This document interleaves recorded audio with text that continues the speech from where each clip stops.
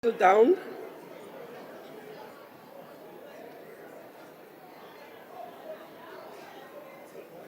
The only item on the order paper is questions addressed to ministers in Cluster 3 of governance.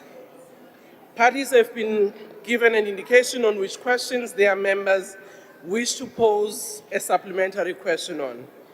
Adequate notice was given to parties for this purpose. The members who will pose supplementary questions will be recognized by the presiding officers. In allocating opportunities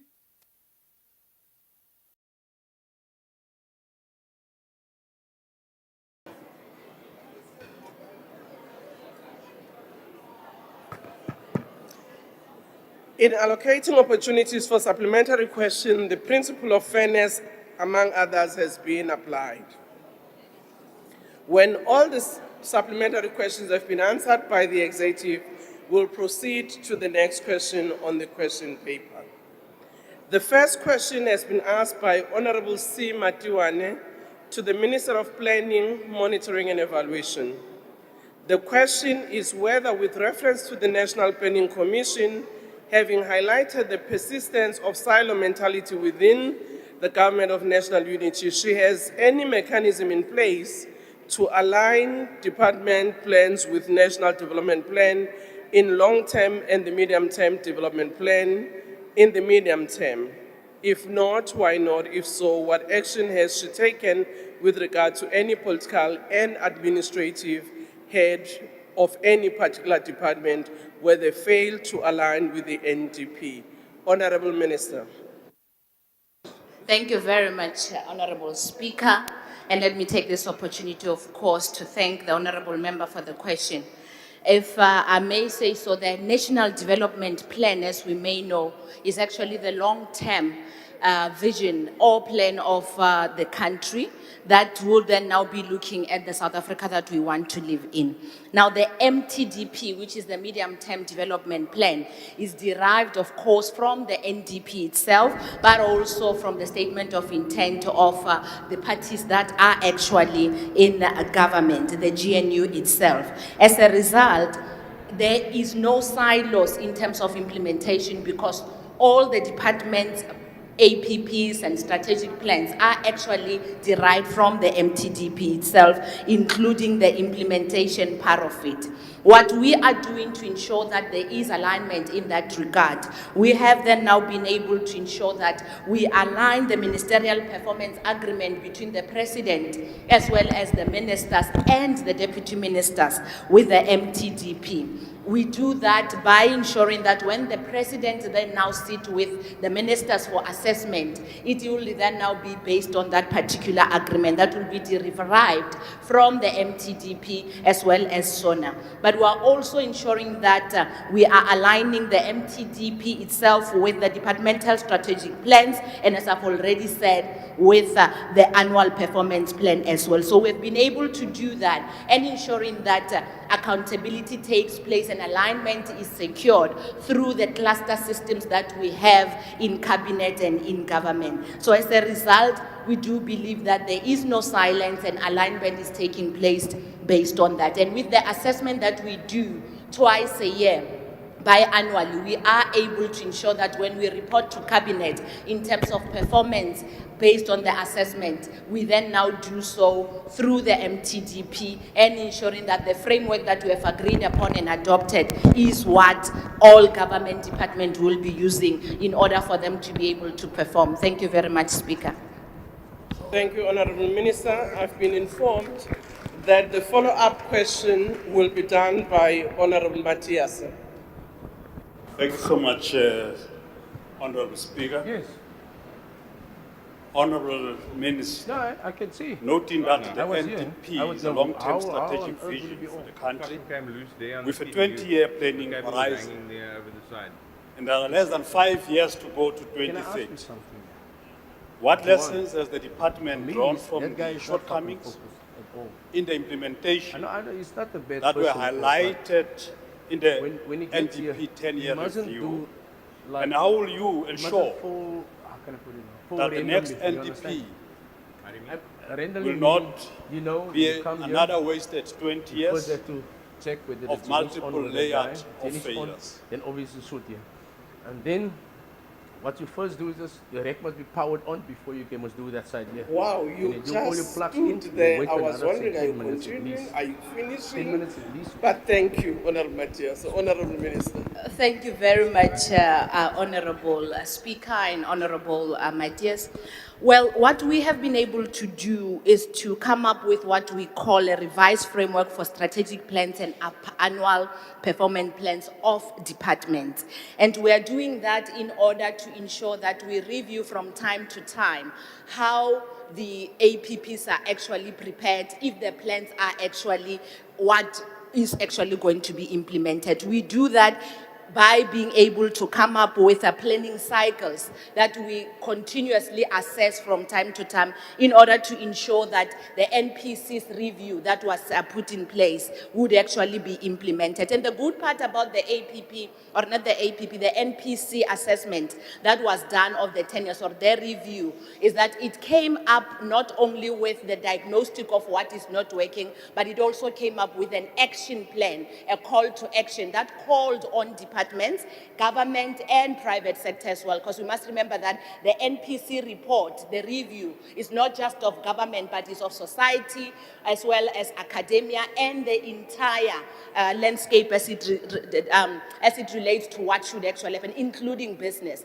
The call to action, of course, was to say that we need to strengthen planning cycles, but also planning platforms of government, but also ensure that we strengthen the relationship between private sector, academia, and government. But the second thing, again, it has then now been able to say that we need to strengthen the reform process that we have in government, most especially on issues that will then now be dealing with the economy. If you can look the reform systems that we have put in place, I must say that they are doing so well as compared to how other countries have actually fled. We did go to a study tour, for example, in China, to look at how they've been able to implement their reform system. They've taken 40 years. I'm sorry, Honorable Minister, your time is up. Thank you. Thank you very much. Honorable Bergman.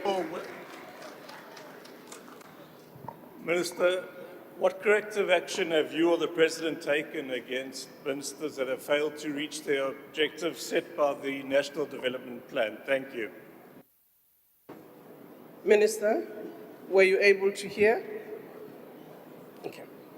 Thank you very much. Remember that the assessment that was done was a 10-year assessment. Of course, it was of the previous administration. In this new administration, we will still then now be able to have another assessment that will be done. But I must tell you that, of course, the president with the deputy president, of course, facilitated by ourselves as a department, does have sessions with ministers and deputy ministers and their DGs to look at programs and what needs to be done in terms of expediting and ensuring that implementation and performance of the NDP and MTDP is actually taking place. Where there are challenges, we are then now able to intervene. But of course, in terms of what would happen individually to ministers, that would be something that the president will have to deal with. But currently, interventions have been done, because sometimes when things are not done, it's not necessarily that ministers are lazy, but it would be, of course, an effect of many other challenges that are around, and we would ensure that we give support in terms of making sure that performance is adhered to, therefore the NDP would actually be adhered to. Thank you very much, Honorable Speaker. Thank you very much, Honorable Mani.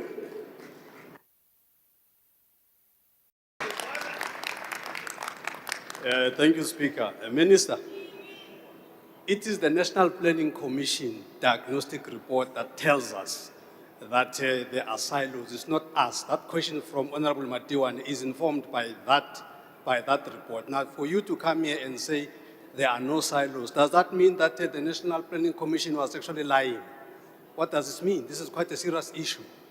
And if there are silos, what has been the consequence management to those that are not aligned to what the plan dictates must happen? Thank you. Honorable Minister. Thank you very much, Honorable Speaker.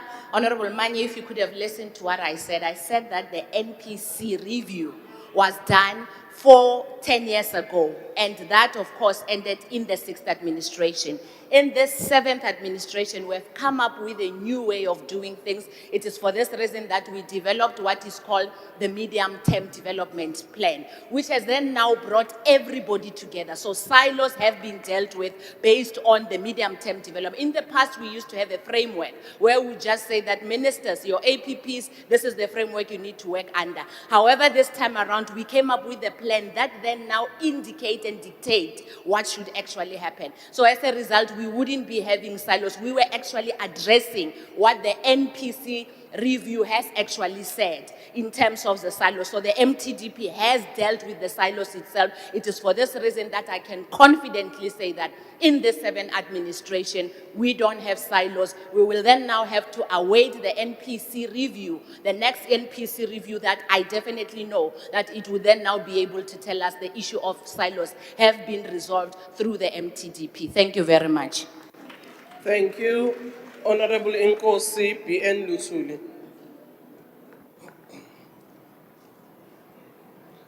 Thank you, Speaker. Honorable Minister, alignment often fails when the department budget does not match their stated plans. Does your alignment mechanism have the authority to flag discrepancies to the National Treasury to influence the allocation decision, budget allocation decision? Does it operate purely on the learning side? Honorable Minister. I'm not sure if I got the question clearly. However, I do believe that the honorable member was asking if we are playing any role as it relates to Treasury's allocation to departments or any other institution.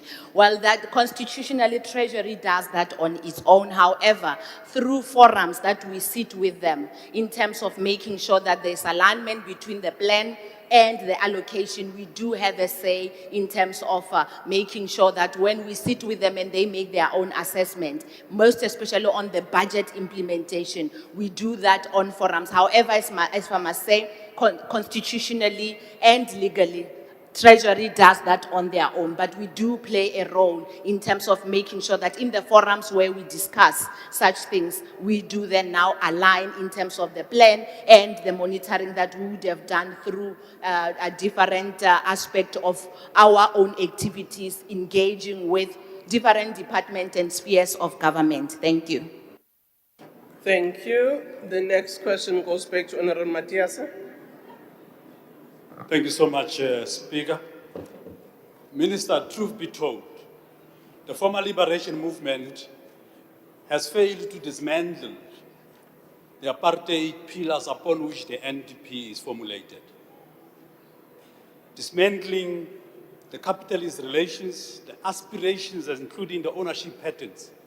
In the remaining 5 years towards 2030, what is it that your government will do, considering that you even have the DA and the Freedom Front Plus in the government of national unity? What is it that in the remaining 5 years, you'll tilt the balance of things and show that the remaining 5 years of the NDP is dedicated towards addressing the fundamental aspirations of the working class and the poor? What is it that you intend doing? Thank you so much. Thank you, Honorable Minister. Thank you very much, Honorable Speaker. It cannot be true that the former liberation movement have failed to actually shift. If you can look at the 30 years review that the department has done in terms of where we were from 1994 until 2023, you would then now be able, 2024, you would then now get in a practical form exactly how we've been able to change the institutions in government and in the state to be able to respond to what society needs. We have then now been able to also ensure that we do services that are needed. You may be able to say that maybe we haven't done adequately. However, I must say that we have done enough. Now, what we are going to do and what the NPC is actually saying, it has spoken about, and I think I spoke to that a little bit, the issue of reforms. The reforms in sectors of society or of society, most especially in government, that would then now be able to take us to ensuring that economic growth is actually going to be seen in an integrated way. It is for this reason that the MTD's piece first priority would then now be inclusive growth. So this is how this government of GNU and the government that has been led by the ruling party or the government that has been led by the former liberation movement is actually addressing some of those issues that we know that we have titled the balance of forces. However, we need to do more to ensure that inclusive growth does speak to job creation. We have also then now been able to speak to the issues that were raised by the NPC review itself, to speak to issues of reform. This is for this reason that you see that we have been able to unlock some of the blockages that were there in terms of logistics. It is for this reason that mining, agriculture, including tourism, has actually been able to contribute meaningfully to the economy and GDP. Thank you, That is Honourable based Minister. on the logistics issues that we're Yes, able to sir. deal with. We now move to question number 221, which has been asked by Honourable P. Ndamase to the Minister of Cooperative Governance and Traditional Affairs. The question is, considering the water crisis that is escalating in municipalities around the Republic, especially in Johannesburg, what have been found to be the major contributing factors to the specified challenges, and what mechanisms has his department put in place to work with the affected municipalities to address the challenges? Honourable Minister.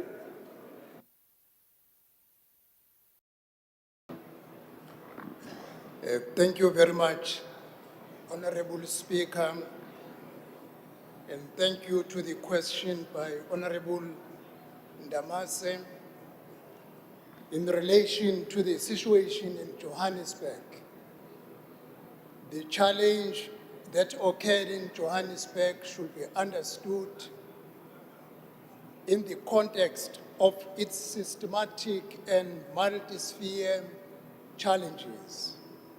Firstly, it was a power failure at Eskom supplied Rand water pipe, and this was compounded by a major pipe burst which restricted the water circulation, and as a result, water could not be distributed to the residents in Johannesburg timeously. The contributing factors in the challenge in Johannesburg included the aging infrastructure, high levels of non-revenue water, illegal connection, as well as the inadequate redundancy in both electricity and water systems.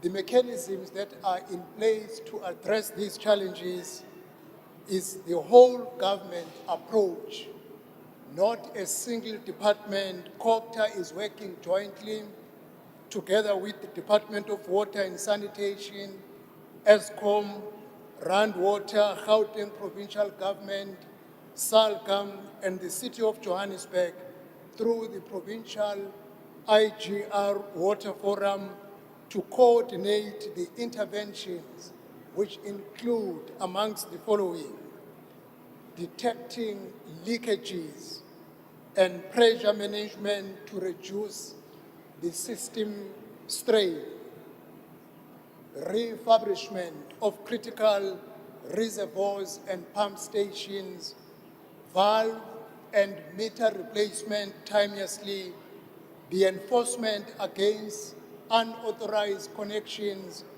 and a joint Eskom Rand water contingency protocols. Chairperson, Honorable Speaker, Johannesburg Water is also implementing resilience investment supported by Department of Water and Sanitation, working together with COGTA.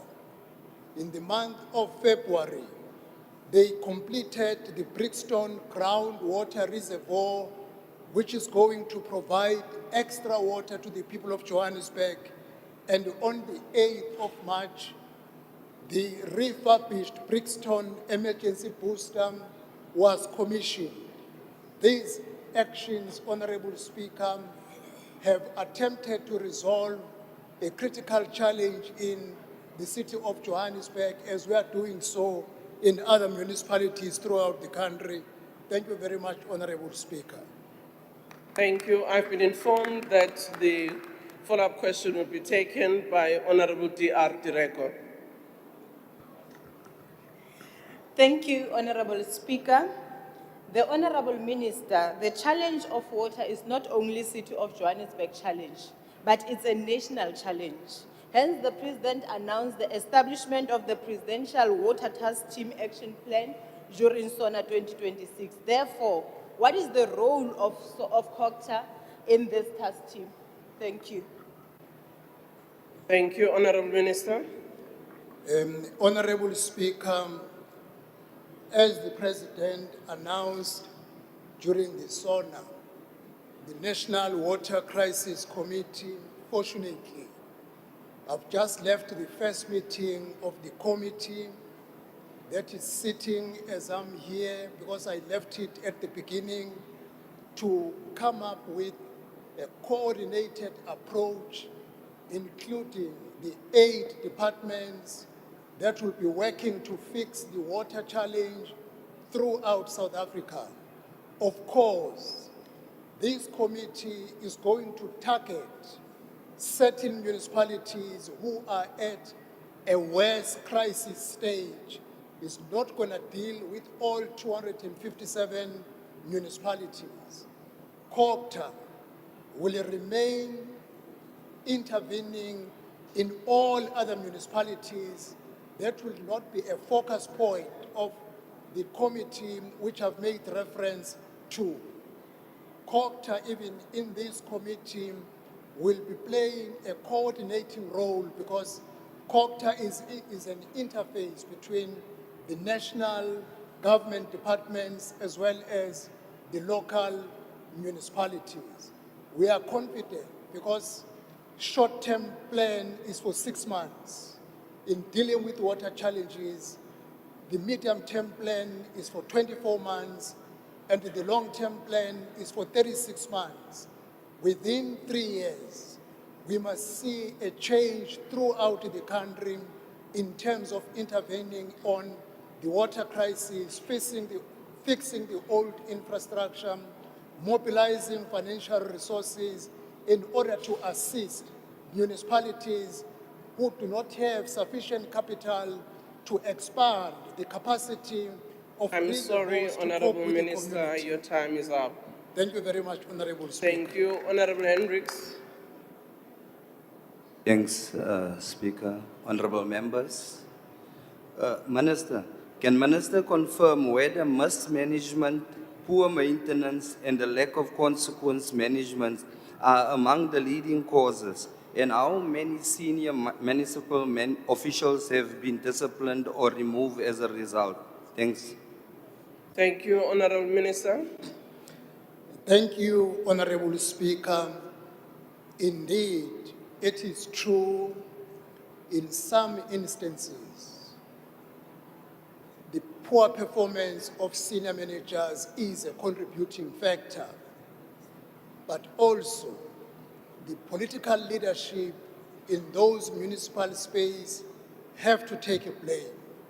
Because if you do not maintain the infrastructure, as it is growing old, it will have challenges to continue providing water sufficiently. On the question of has consequence management been taken? Definitely yes. How many? If I was given time prior I came here, I would have provided the exact number of people who have been taken into account due to failure to operate, to ensure that the infrastructure is maintained. The honorable member can be supplied with the data in terms of consequence management that has been introduced to poor performance by our senior officials. Thank you, Honorable Speaker. Thank you very much, Minister. Honorable N.L. Hlazo-Webster. Thank you very much, Speaker. Minister, part of the issue with water becomes the fact that it becomes difficult to pinpoint who's responsible for what. And when we see the failures that are happening in municipalities, we understand that municipalities are responsible for implementation, but your department becomes responsible for oversight and intervention when they do fail. So there's 6 billion rand in municipal infrastructure grant funding that went unspent over 5 years. And this would have been something that your department would have had to intervene in.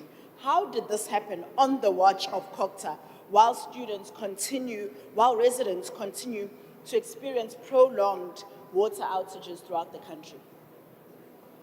Thank you. Honorable Minister.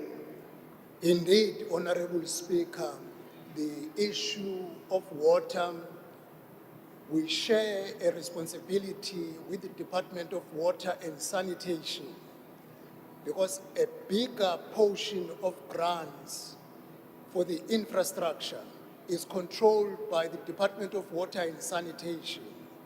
Municipalities control the MIG grant, which plays a major role, especially to water providing levels of municipalities.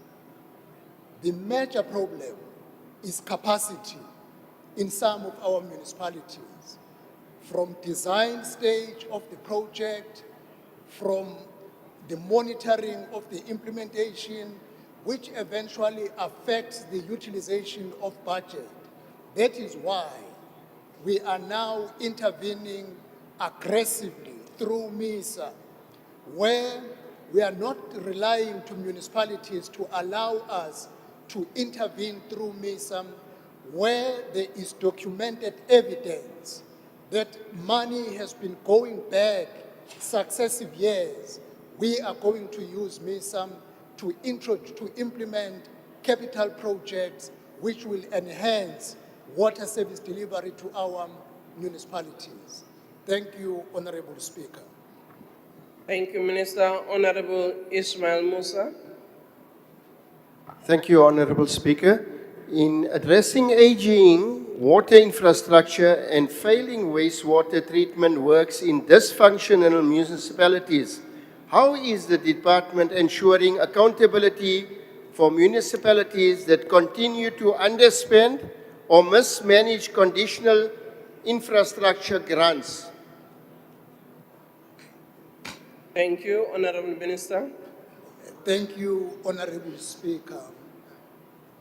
On the question of mismanagement of the infrastructure grant, sometimes used for salaries, not going to the infrastructure, we monitor the money that is allocated to municipalities through MISA with the engineering capacity they have to ensure that the reports that are being submitted correspond with the site inspection of the projects done on the ground. If we discover that a project that is reported to be at 60% is almost at 5%, the following allocation does not go to that municipality until they account where the money went to. But that penalizes the community. That is why I'm saying we have undergone a process where we are going to intervene directly by not transferring money to municipalities with a constant habit of mismanaging or not using MIG allocation, so that through MISA we are going to intervene, or through the district municipality where local municipalities do not have the capacity. And we are going to ensure, as we do, that the municipal managers as accounting officers must introduce consequence management, because we can't do it on our own as COGTA at a national level. Thank you very much, Honorable Speaker. Thank you very much, Minister. Honorable Tireko. Thank you, Honorable Speaker. Honorable Minister, in your response, you have mentioned that the Department of Culture will be working with different departments in addressing water crisis. Then what will be the concrete role that will be played by the district development model in the coordination of water crisis? Thank you. Thank you, Honorable Minister. Thank you, Honorable Speaker. As I said, in this National Water Crisis Committee is 8 departments that will be working together collectively in the spirit of DDM, avoiding working in silos. If you all impact negatively at some times, but also you could impact positively when you work together. The role of DDM is to coordinate the 3 spheres of government. The DDM champions will continue playing their role in coordinating to ensure that one plan, one budget is implemented in all the 52 district spaces. But the 8 departments, as I indicated, will be concentrating on certain priority municipalities. I don't want to indicate how many are they because we are still populating the list. And then the rest of other municipalities that will not be attended by this special focus team under the president, the district development model champions, working together with all 3 spheres of government, will be championing and unblocking the challenges around our local municipalities on service delivery when it comes to water and sanitation. Thank you, Honorable Speaker.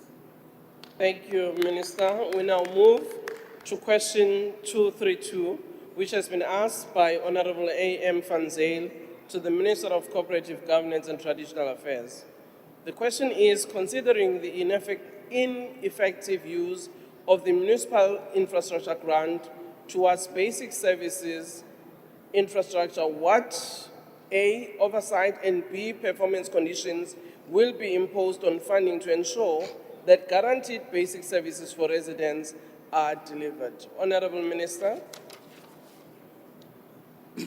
Thank you once again, Honorable Speaker. This aligns with the response I had given before, that the oversight over MIG has been intensified in line with DORA. Municipalities on monthly basis submit reports on progress on capital projects, and these reports are verified by our team, which is composed of the engineers under MISA. And we also rely on the reports by the Auditor General to indicate gaps in terms of the infrastructure.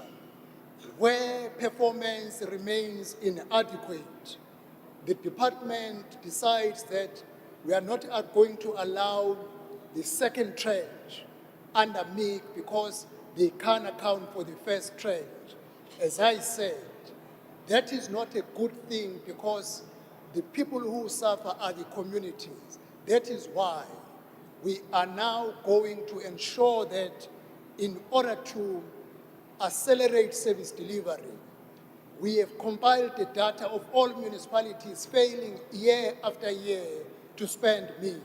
We are going to intervene either through MISA or DBSA or municipalities that have capacity within the district. Honorable Speaker, in 2025-2026, the allocation given to MISA from municipalities was 494 million. In the upcoming financial year, it's going to be 535 million as a way of ensuring that we do not reach a stage of withholding or stopping the money to our communities, but we implement on their behalf. Thank you, Honorable Speaker. Thank you, Minister. Honorable Abaskafne.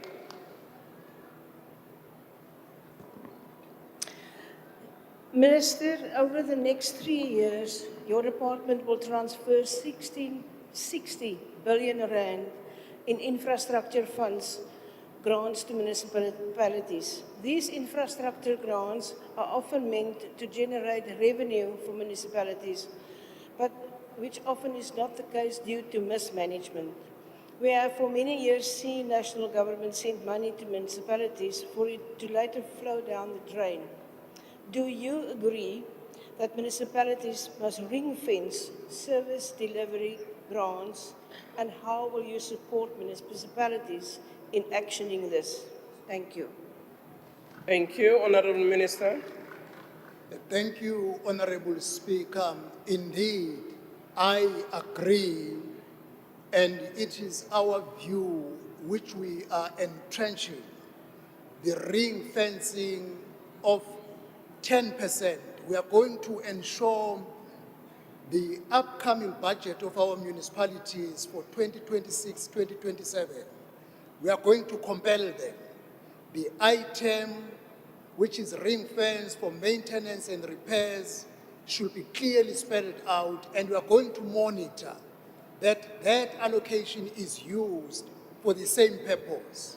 That is why in our metro, the Metro Trading Services Program is ring fencing the money that is proceeds for the sale of water and electricity, so that the money that is received is not used on something else, but it goes to repair and maintain the infrastructure and even expand the infrastructure in order to cope with the growing population as metros daily receive many people coming into those areas. But this principle of ring fencing is going to be applicable to all municipalities and also be enforced to ensure that it is really followed by every municipality. Thank you very much, Honorable Speaker.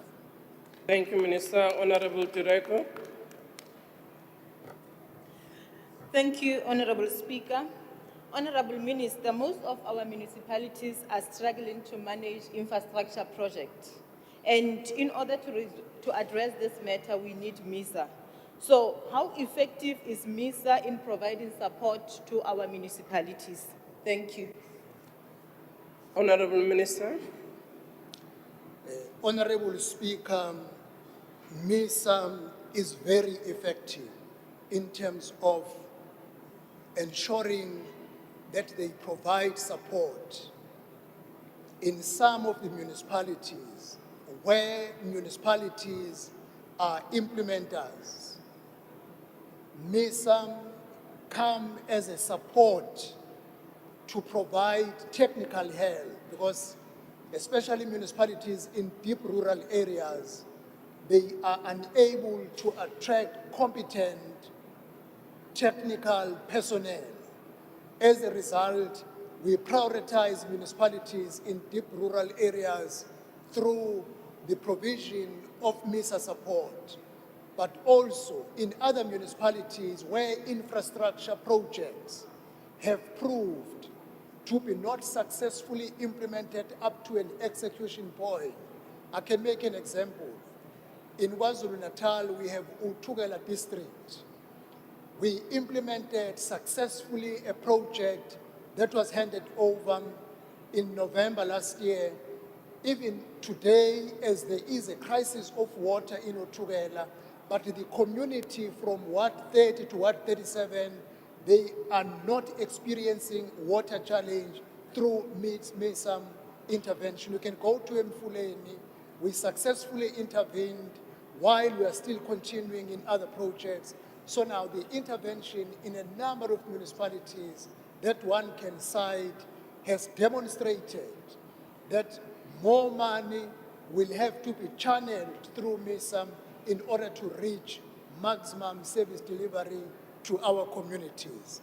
Thank you very much, Honorable Speaker. Thank you. Honorable MP Kobe. Thank you very much, Honorable Speaker. Honorable Minister, currently there are 75 municipalities that are under Treasury's funding freeze for underspending on their MEG grant. Now, they coincide with the 104 critical municipalities that are under watch list from the Department of Water and Sanitation for failing to be effective water service authorities. Now, I understand that you have an intervention that is currently going on. However, that intervention is unsustainable because it is on a short-term basis. What reforms will your department, in collaboration or in conjunction with the Department of Water and Sanitation, will you implement to ensure that these municipalities are capacitated on a long-term basis? Thank you. Thank you, Honorable Minister. Thank you, Honorable Speaker. The game changer on reforms that will be implemented going forward is a white paper review on local government. One of the changes, the deployment of officials should be on the basis of merits, not catered deployment. Because in most cases, you have people employed as CFOs. They can't monitor the expenditure because it was a catered deployment.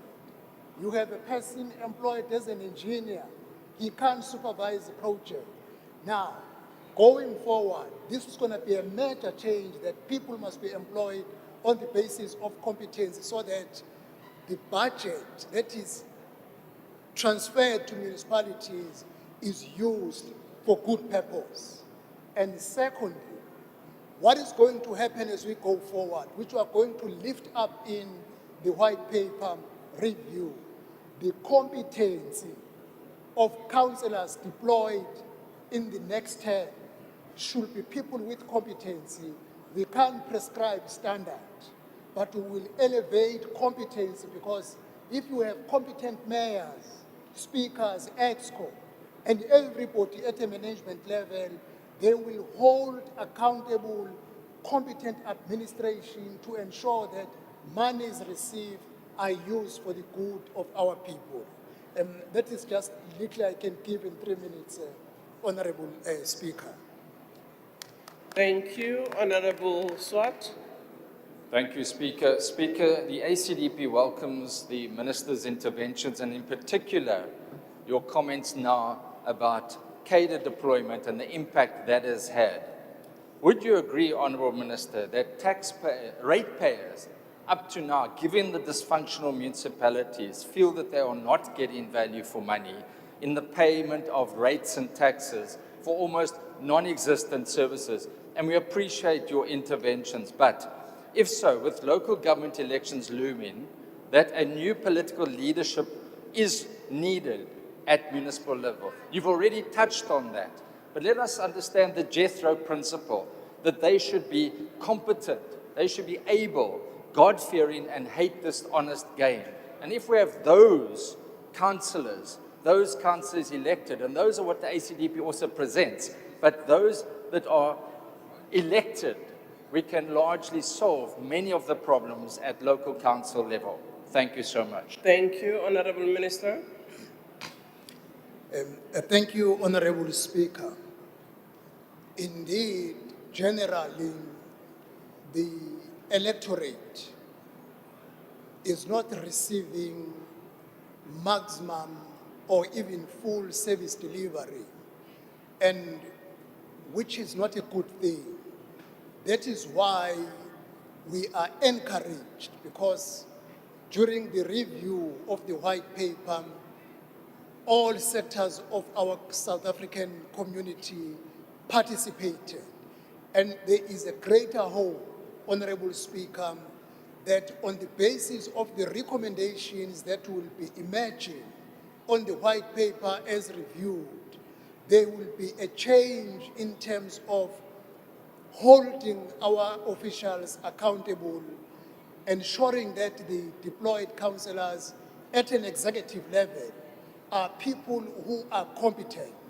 The onus will rest on political parties, that the people they will be deploying, they must have in their thinking the best interest of our people, not to employ someone who is not going to be a game changer, accompanying these new initiatives that are being introduced. I'm therefore, Honorable Speaker, very confident that we cannot judge the future using the past.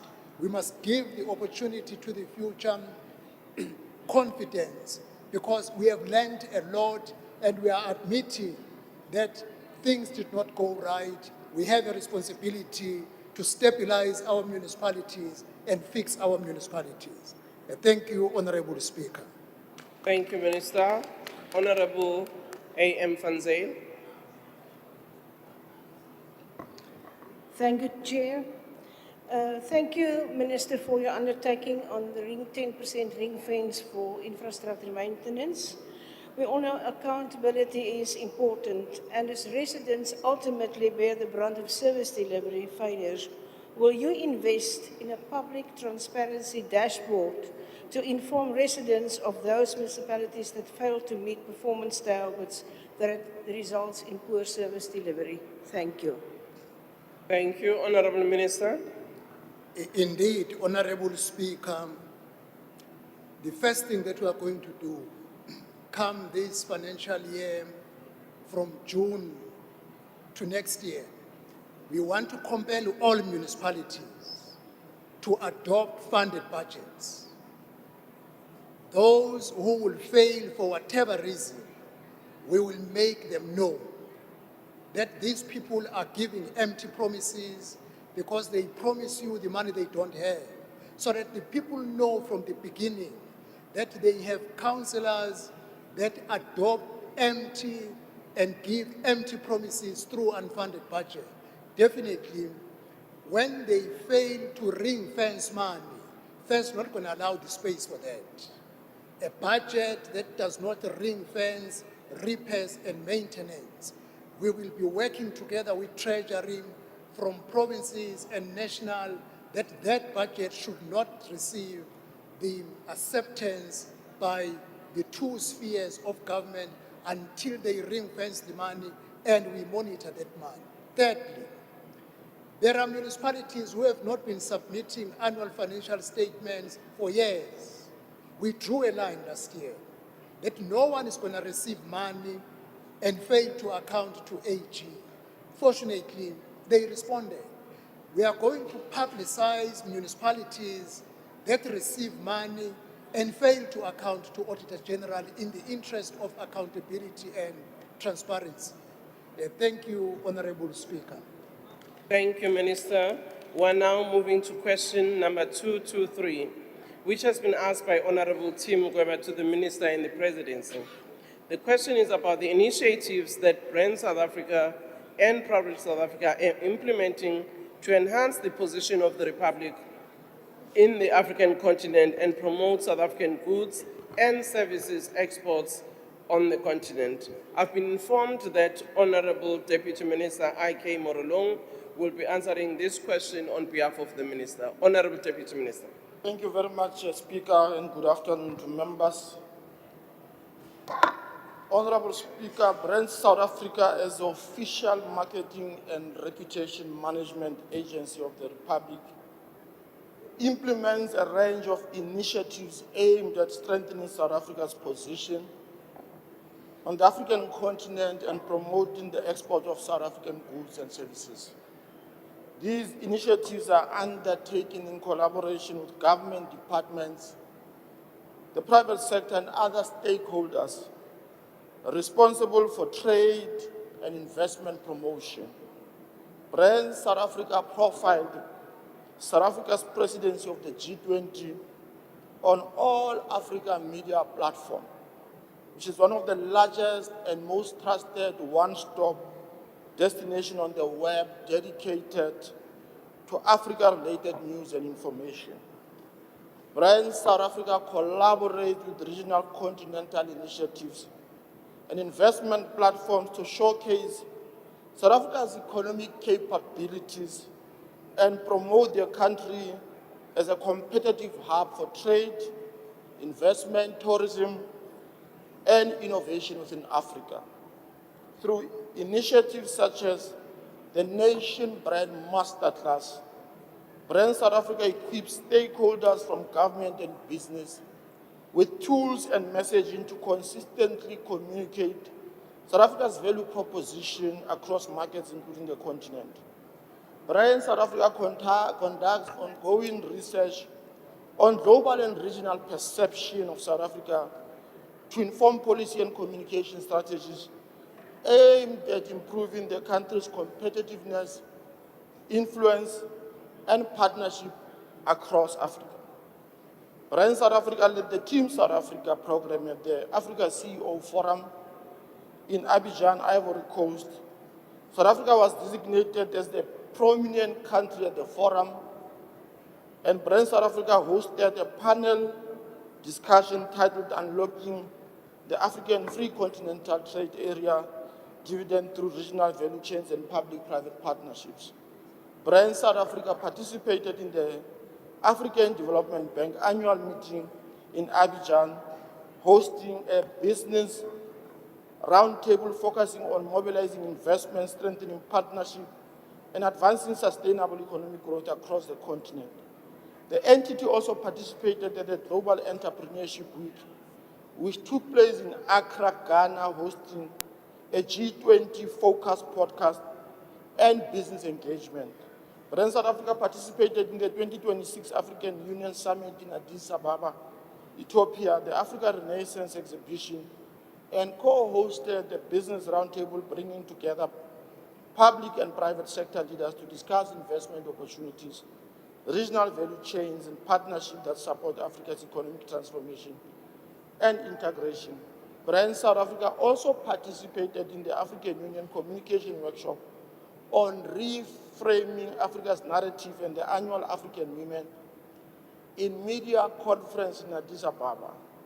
Brand South Africa curated the South Africa theme showcase in Addis Ababa, highlighting the country's design, culture, and creative industries. Brand South Africa supports the export promotion objectives of the Department of Trade, Industry, and Competition by strengthening the country's reputation and showcasing the quality, competitiveness, and innovation of South African industries. Through strategic reputation management and nation Thank brand. you, Honorable Deputy Minister. The time is up. Honorable Mugwebo. Thank you very much, Madam Speaker. Honorable Deputy Minister, we are in a period of digitization which enables rapid dissemination of information, and misinformation and disinformation are critical factors undermining the image of countries.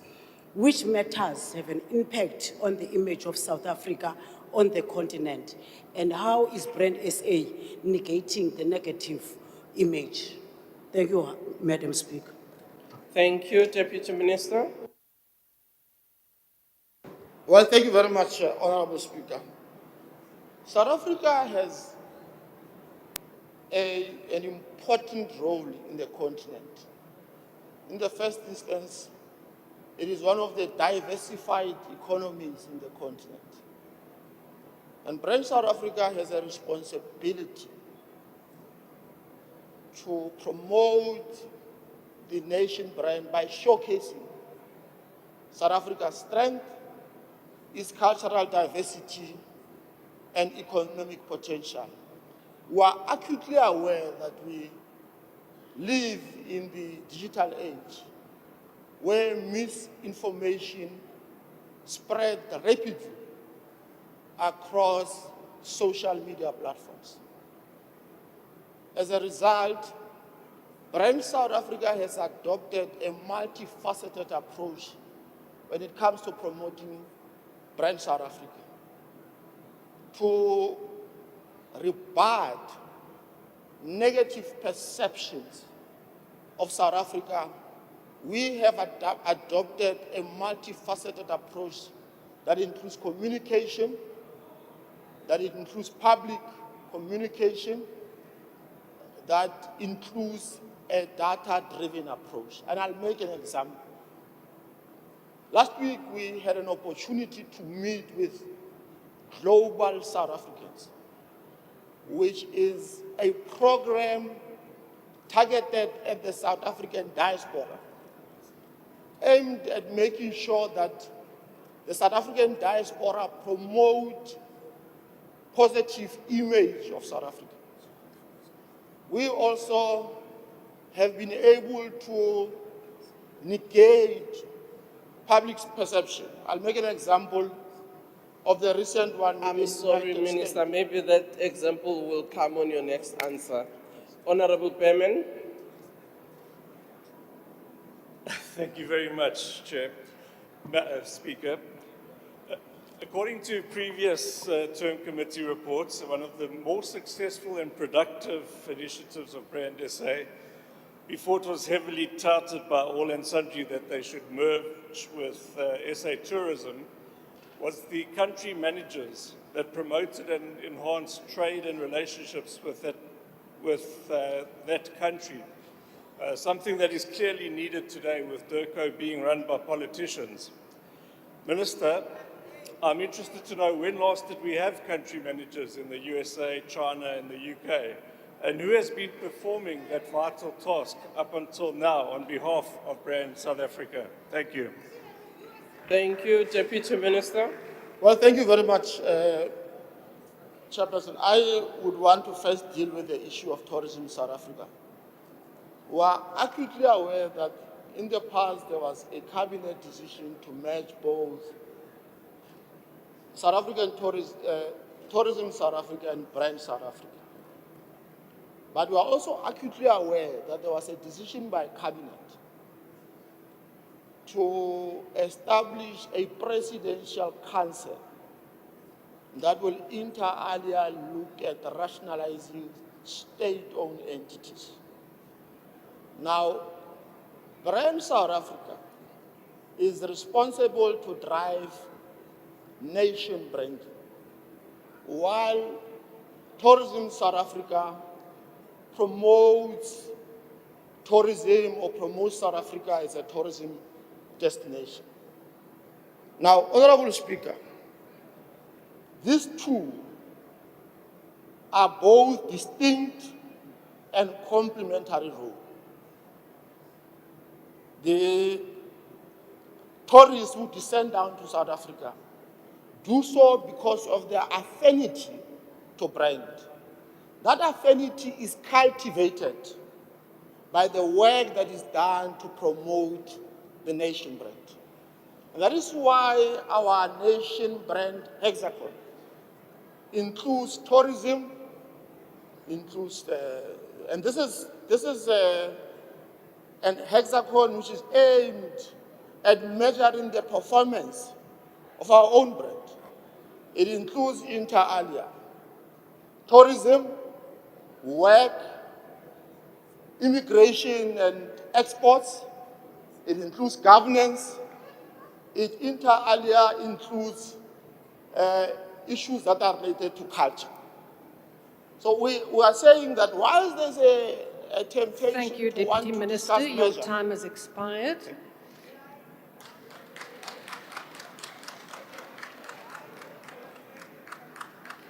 The third supplementary question will be asked by the Honourable Ndlela.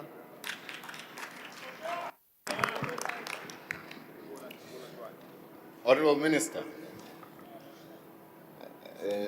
what measures have you taken into consideration when it comes to the implementation of a strategy for Brand SA and Proudly South Africa in promoting goods and services? Now, I heard you mention that Brand SA participated in some sort of an event, but how and what kind of programs have you actually implemented, and particularly for small black businesses, in exposing them to the African Continental Free Trade Area, one, and also when it comes to Brand SA and Proudly South Africa, you touched on the issue of, we are managing the image of the country. But in your GNU, you find that there are parties that are very much supportive and agree that there is white genocide in South Africa. How are you going to deal and implement a program that ensures Thank you, Honourable that Member. the world Your time knows has expired. that there is no white genocide in South Africa? The Deputy Minister. The problem with Honorable Ndlela is that he's asking a lot of questions. So let's deal with the last part of your question. When the Trump administration propagated the notion of a white genocide in South Africa, this is what Brenda A did. In the first instance, we engaged the members of the media in the United States to provide verified facts and statistics on the statistics around farm killings. We also engaged members of the US Congress with verifiable facts to communicate information about what is happening in South Africa. We also had an opportunity to engage particularly the business community, business formations, to share the story of South Africa as a nation that embraces democracy, respect for human rights. And we believe that we have been able to make a case that there's no white genocide in South Africa. So one of the things we've done was to also respond to online issues that would have surfaced, particularly about the notion of white genocide in South Africa, by not just providing verified facts, but by providing statistics that are irrefutable to demonstrate the strength of our nation brand, to demonstrate its global competitiveness, to demonstrate that it is still one of the most admired brands globally by setting the record straight. So this is what we've done to deal with the issue and perceptions around white genocide in South Africa. Thank you very much. Yeah. The fourth supplementary question will be asked by the Honourable Garner.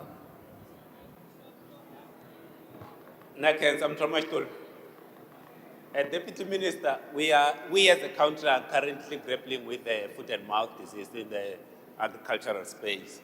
So I want to know, what is Brand South Africa doing to assist the beef and dairy exporters? What is the story that Brand South Africa is selling to the continent and also to the rest of the country about the dairy and beef produce from South Africa? The Honourable Deputy Minister. Well, thank you very much. Consistent with its role to really promote the nation brand, the role of Brand SA is to narrate the South African story, armed with facts, armed with verifiable statistics on what government is doing to deal with the spread of foot and mouth disease. And this is what we are doing as part of making sure that we strengthen our own brand. The role of South Africa, of Brand South Africa, is not to provide any other information that is inaccurate.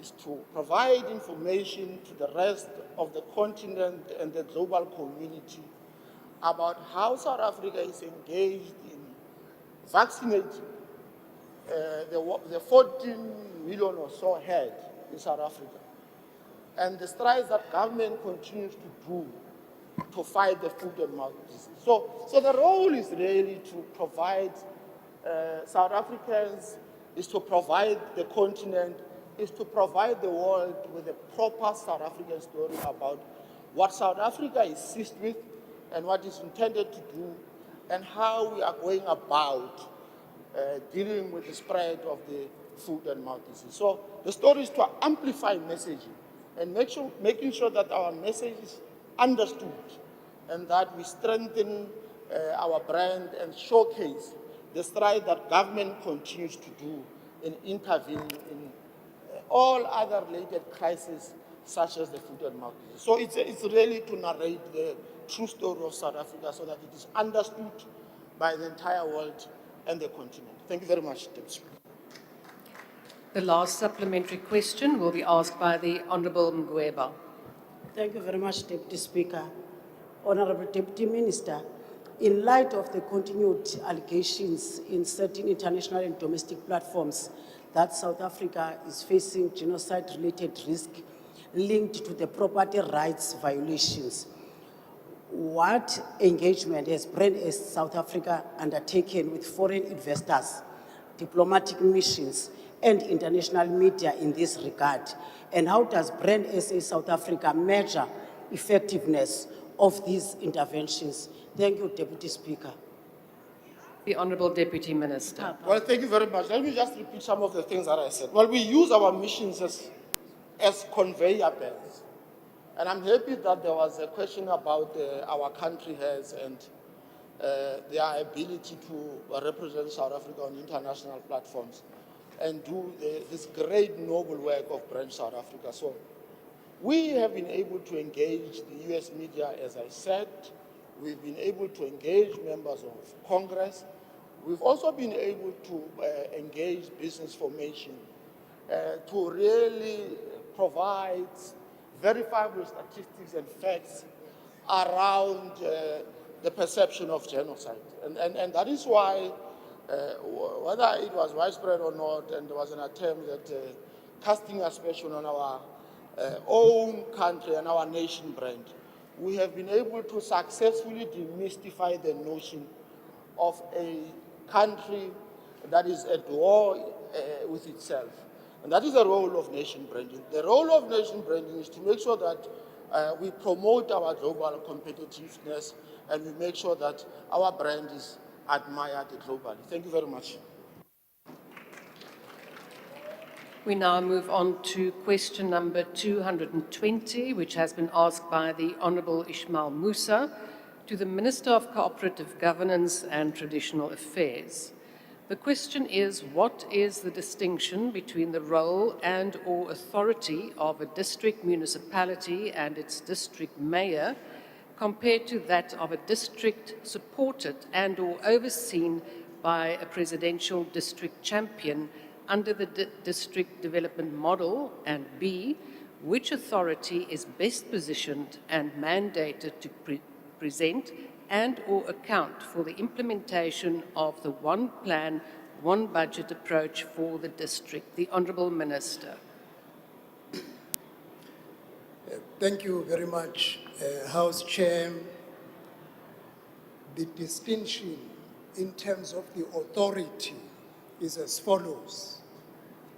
A district municipality and its mayor exercise authority conferred by various pieces of legislation, the Municipal Systems Act, the Municipal Structures Act, and the MFMA.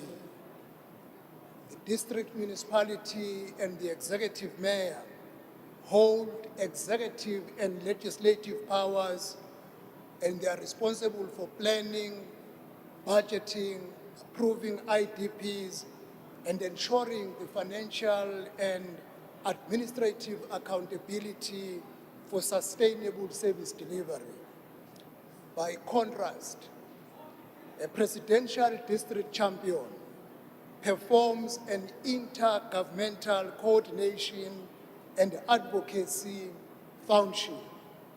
Guided by the DDM regulations, the champion brings together the three spheres of government, aligns the district's one plan with national priorities, unblock cross-departmental obstacles, and strengthened accountability mechanism.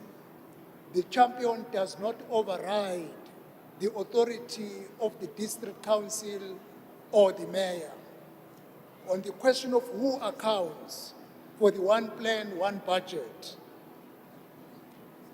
the Constitution places the responsibility over the municipality and the mayor to account on one plan and one budget. However, the regulations assign shared responsibilities to national and provincial departments, SALCAM, and other sectors to ensure that the one plan produced by a municipality receive the support of all three spheres of government. These factors, therefore, jointly work together to endorse and approve the monitoring of the one plan which ensures a whole of government accountability while municipal leadership remains the primary authority accountable for service delivery, performance, and prudent use of the public funds. Thank you very much, Honorable Chair. The first supplementary question will be asked by the Honourable Ismail Musa. Thank you, Deputy Chair. Honourable Minister, whether there are any formal mechanisms in place to prevent duplication or conflict of authority between district municipalities and presidential district champions under the district development model. If so, what are these mechanisms and how effective have they been in practice? Thank you. The Honourable Minister. Thank you, Honorable Chair. Yes, there are mechanisms. The regulations clearly spell out the role of the district municipality and the district development model champion. If there is a clear understanding between the champion and the municipality, there shall be no duplication. And if there is a clear understanding that the champion does not take the powers of the municipality, there shall be no duplication because the champion does not have executive or legislative powers. So now there is nothing he or she can duplicate because he or she will be doing what is not meant for him or her to do. Hers or his is to coordinate the three spheres of government so that the three spheres do not talk past each other, but they talk to each other and develop a one plan, one budget for one district for the advancement of the service delivery in a local space. And at a national level, we are convening from time to time with all district champions to clarify their role and receive report, and where there are problems, they indicate, and as COPTA we facilitate accordingly to ensure that there is smooth functionality between the champion and the district. Thank you, Honorable Chairperson. The second supplementary question will be asked by the Honourable Sompa Masiu.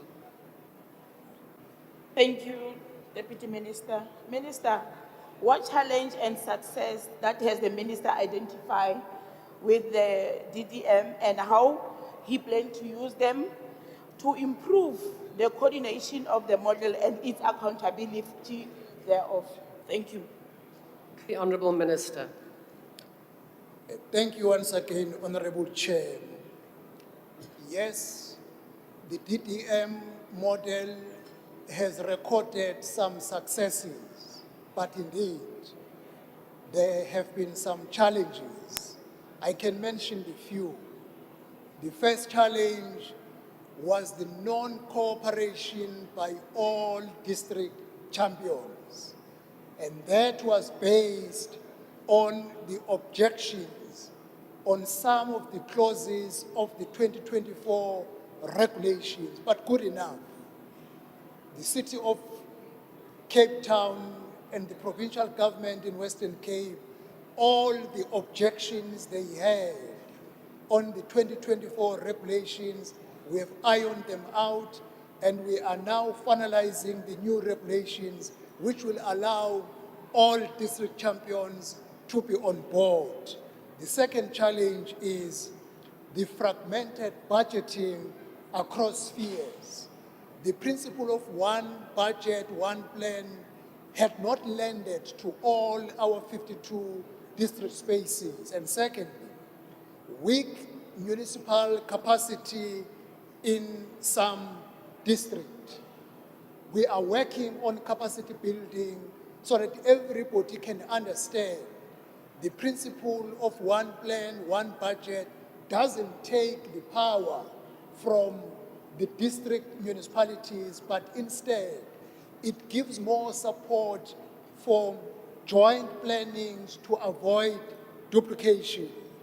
And lastly, one challenge has been insufficient data integration for real-time accountability. What we are doing now, we are working on a national DDM coordination hub where all Thank you, Honourable departments... Minister. Your time has expired. Thank you, Honourable Chair. The third supplementary question will be asked by the Honourable Mkalipi. Ngiyabonga we-Deputy Speaker. Minister, let us agree on one thing only, that this concept called DDM, ayikaze ibe khona, ayikaze izisebenze. If ungabuza la around in this house, no one knows about this thing. The district model was launched in 2019, and the last time your department spoke about this thing, it was when you were introducing 3 municipalities, eThekwini, Waterberg, or Tambo, as the pilot. Even the champion who are the ministers of the ANC, abayi, because there's nothing to report about. So what is your plan to reintroduce this concept if you do have a plan, or just accept that this thing failed even before it's supposed to start? Thank you. The Honourable Minister. Thank you very much, Honorable Mkalipi. Since the beginning of the 7th administration, we have held 5 meetings of all district champions, and they have submitted reports, of course, at varying degrees. In the month of May, we agreed in our meeting that we held in this month of March, that a full consolidated report will be produced in the month of May, and I am tempted, Honorable Chair, that we will publicize this report of the first 5 meetings of DDM champions. And every minister and deputy minister has been assigned to a district space. As I indicated, there were some objections in some of our colleagues. We have resolved those objections, and we will consider that once the new regulations are adopted by all, we do a relaunch, the reactivation of the DDM, because the principle is good, irrespective who came up with the principle. If we work together, if all 3 spheres can plan together, avoid duplication, talk to each other, not pass each other, I can assure you, key challenges, water crisis, we can resolve them quicker than wanting to work in silos. Thank you, Honorable Chair. The fourth supplementary question will be asked by the Honourable Hendricks. Thanks, Deputy Speaker. Minister, in cases where the one plan, one budget approach is not implemented effectively, which authority bears responsibility for the corrective actions and who faces consequences for failures? Thanks. The Honourable Minister. Thank you, Honorable Chair, for the success of one plan, one budget. The first requirement is that the 3 spheres of government must agree to work together. Where there is a challenge, they must raise the challenge with COGTA, as the City of Cape Town did. When the City of Cape Town had objections, they formally launched the objection with COGTA, and COGTA intervened, and we have resolved the differences. And we are looking forward now in working together to implement the one plan, one budget. For a municipality where one plan has been adopted but is not executed, the residents, the public representatives are free to talk to COGTA, because COGTA is a coordinating body to ensure that the adopted one plan, one budget become a realized goal now, not 10 years down the line. Thank you, Honorable Chair. The last supplementary question will be asked by the Honourable Ismail Musa. Thank you, Deputy Chair. Whether the department has conducted any assessment on the accountability and reporting outcomes of the one plan, one budget approach at district level. If so, what findings have been made regarding which authority is best suited to ensure transparent and effective implementation? The Honourable Minister. Thank you, Honorable Chair. As I indicated before, in the month of May, we will produce a first consolidated report for the 7th administration, which will be clearly identifying where DDM has succeeded and what lessons can be learned and shared with other district spaces, and where there have been challenges and how those challenges can be addressed. The good thing is we successfully hold meetings with the district champions, which is a clear indication that we are troubleshooting all the challenges that are existing, as I've indicated, to a major one that has been holding back some of the ministers and deputy ministers. And once the regulations are adopted, as they are on a final stage of consultation publicly, everybody will be on board, and we will be sharing the reports to demonstrate whether this is working and where it is not working, what are challenges and how are we fixing them. Thank you, Honorable Chairperson.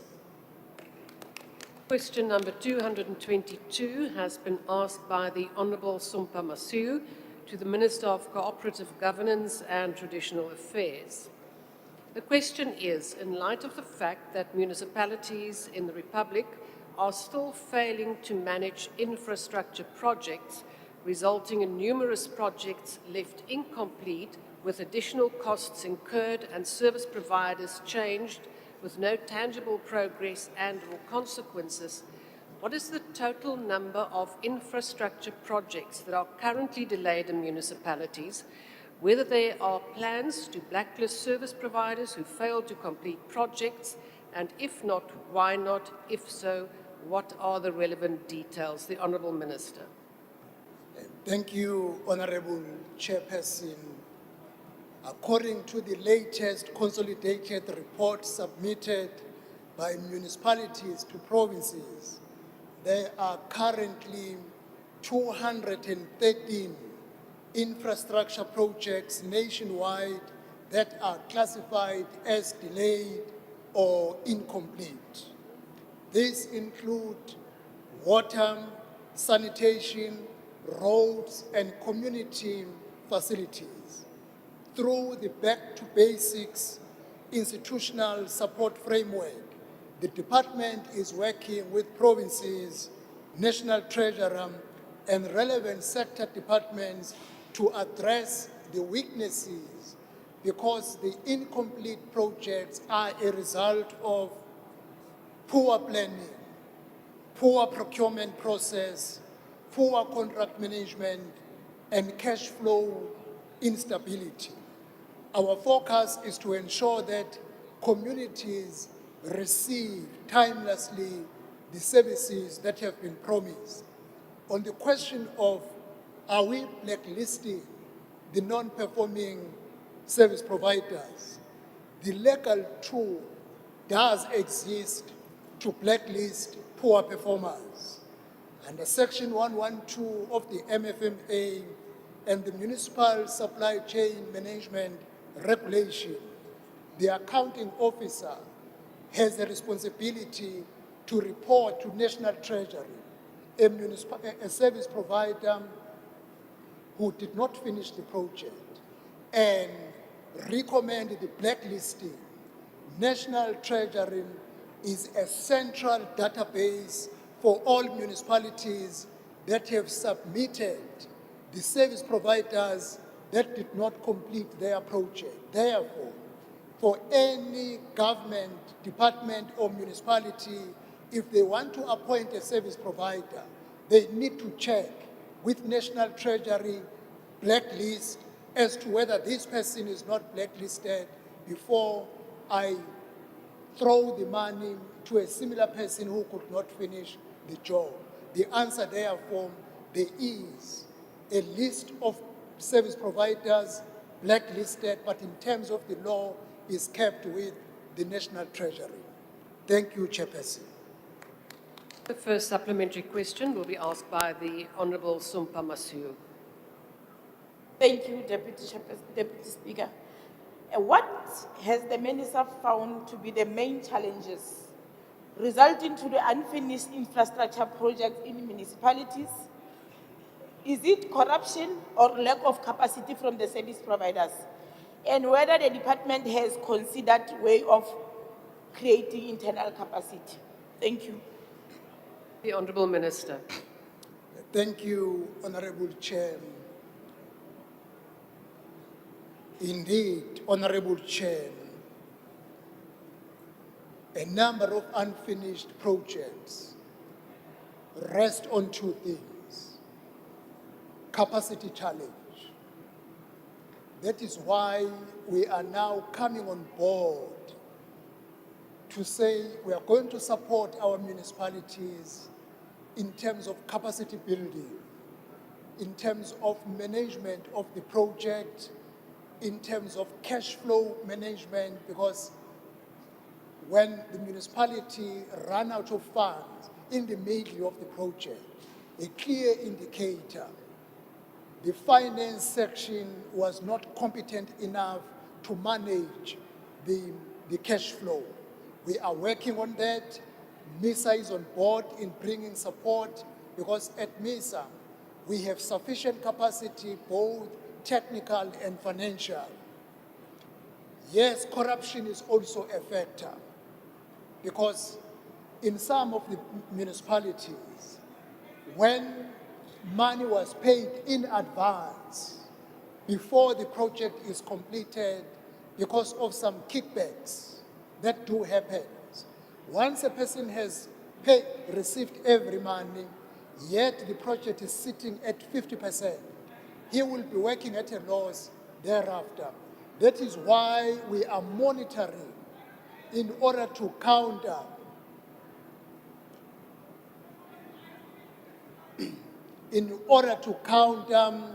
corruption, incompetency, and provide more capacity building to our municipalities. Yeah, I wish one day, my sister, you can run a municipality, you won't shout as you are doing. Thank you, Honourable Minister. The second supplementary question will be asked by the Honourable Labuskaghni. Thank you, Honourable Speaker. Minister, due to collapse in capabilities and systemic corruption, municipalities still do not flag dodgy contractors for blacklisting. How are you and your department going to assist municipalities in identifying service providers for blacklisting and ensuring that municipalities do not use blacklisted service providers? Thank you.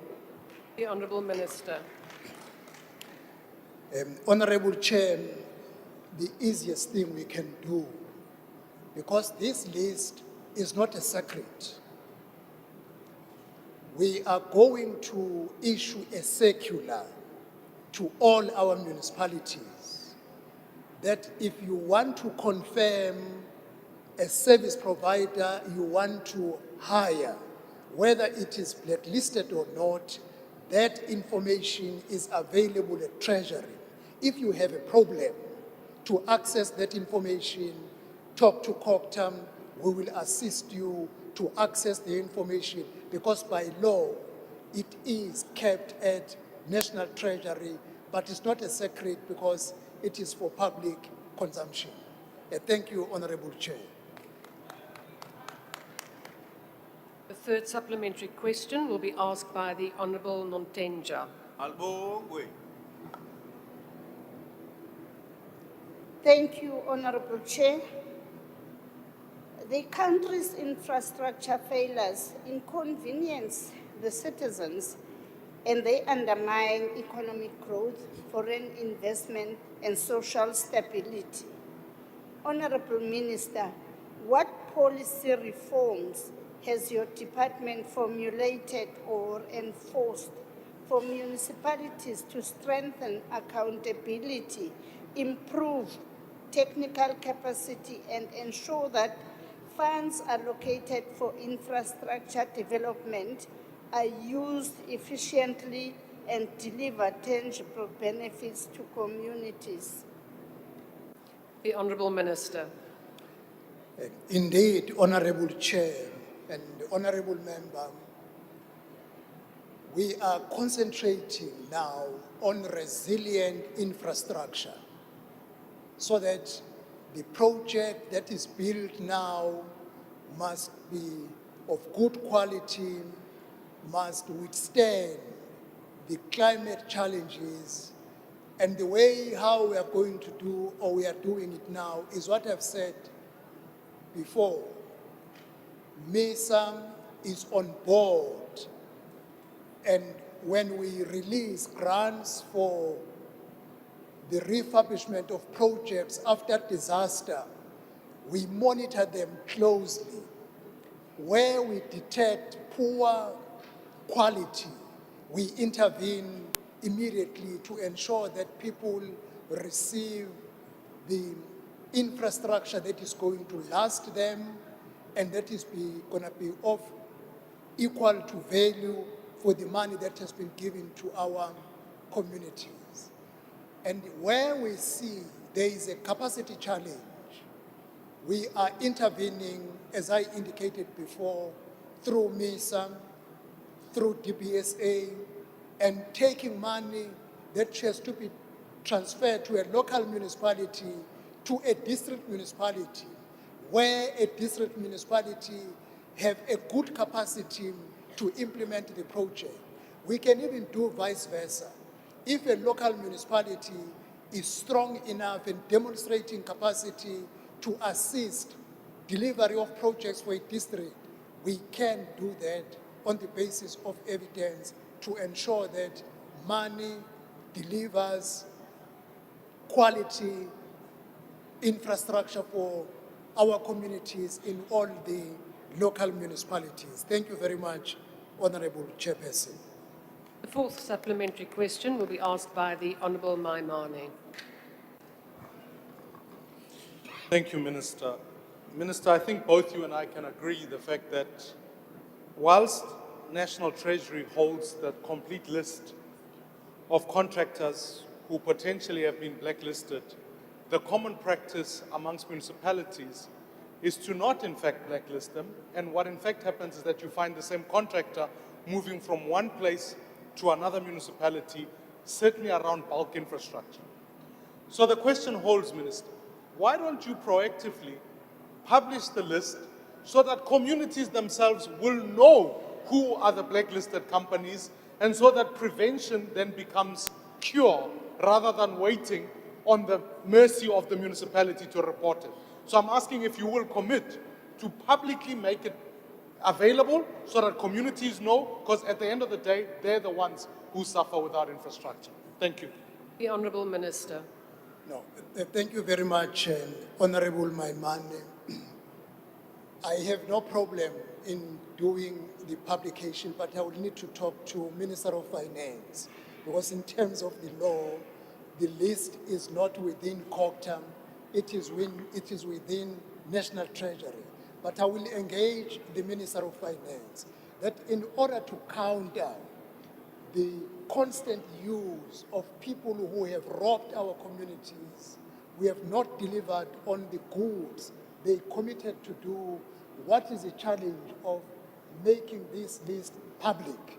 I undertake to do that, and I will even share the response with you, Honorable Maimane, so that you know the undertaking I took. I did follow it. If there is a challenge, I will indicate. If the Minister of Finance say we can go ahead, definitely it will be done. Thank you very much, Honorable Chairperson. The last supplementary question will be asked by the Honourable Sumpa Masiu. Thank you, Deputy Speaker. Minister, what is the level of technical skills capacity in local government, and if government is working with institutions of higher learning and SETA to fill in the gap where it exists? The Honourable Minister. Thank you very much, Honorable Chair. We can go as far as the law allows us to go, because a local space is an autonomous sphere of government. We can't impose. That is why where we are detecting that there is capacity challenge, we come on board. In the field of CFOs, we want to pin down municipalities that why are you employing CFOs and go for consultants when you have to make annual financial statements? If you realize the person you employ does not have capacity, why don't you redeploy that person to another position and employ a capable CFO, a capable engineer? That is how far we can go, because it's a separate sphere of government, although we are working together. It is a concern to the national government, because the poor performance of our municipalities at most is the capacity of the political leadership and the capacity of the administration. If you had competent people, municipalities with competent employees, they are doing well. Those who are not performing well are the ones where capacity is a challenge, and we will continue giving support as far as the law allows us to intervene. Thank you very much, Honorable Chairperson. Question number 242 has been asked by the Honourable Spies to the Minister of Public Service and Administration. The question is, in light of the confirmation by his department that 8,982 senior public officials have undergone lifestyle audits and that 141 officials of those were flagged for suspicious financial conduct, what are the reasons that no cases have been referred to law enforcement agencies such as the Directorate for Priority Crime Investigation or the Special Investigating Unit? The Honourable Minister. Thank you very much, Honourable Deputy Speaker. May I kindly ask for your indulgence to reply while sitting down, because standing and sitting would be a challenge for me because of my back problem. If that's That will allowed. be in order, Minister, because I can barely hear you. Or should I? I'm asking to reply while sitting down. Yes, that will be in order. Please sit down. Okay, thank you. The Department of Public Service and Administration, Honourable Speaker, is responsible for monitoring the guide to implement lifestyle audit in the public service. Upon detecting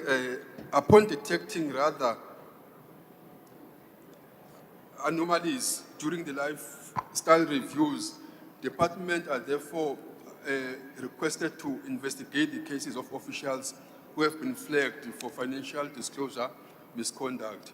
Where elements of criminality are identified, department refers such matters to Directorate for Priority Crime Investigation. However, Chair, I think it's important to mention the fact that cases are not referred simply because they are flagged. But we first look at internal processes, and where there is prima facie evidence, it's only then that those cases get referred to external law enforcement agencies.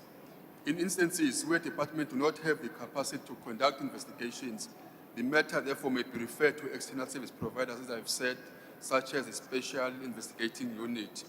Of the 117, because our records shows 117, not 141 officials who were flagged for suspicious financial disclosure misconduct, are currently in different stages of investigation within their respective departments. So up until those internal processes are exhausted, only then that measures can be taken forward. Some of those cases have been earmarked for investigating by external service providers. Some cases have been finalized internally, and some officials were not found guilty. And there is also a case that I've been made aware of one official who resigned and was employed by another department, hence the importance of us trying to fast-track the register to prevent such from happening. But the biggest challenge that we have, Honorable Deputy Speaker, is the issue of capacity, which takes us too much time to finalize cases, and even those that gets referred to other law enforcement agencies, that comes with so much money that departments sometimes do not have. And as the PSA, we are establishing what you call a pool of investigators to assist different departments who have capacity challenges. Thank you. The first supplementary question will be asked by the Honourable Spies. Thank you, Madam Deputy Speaker.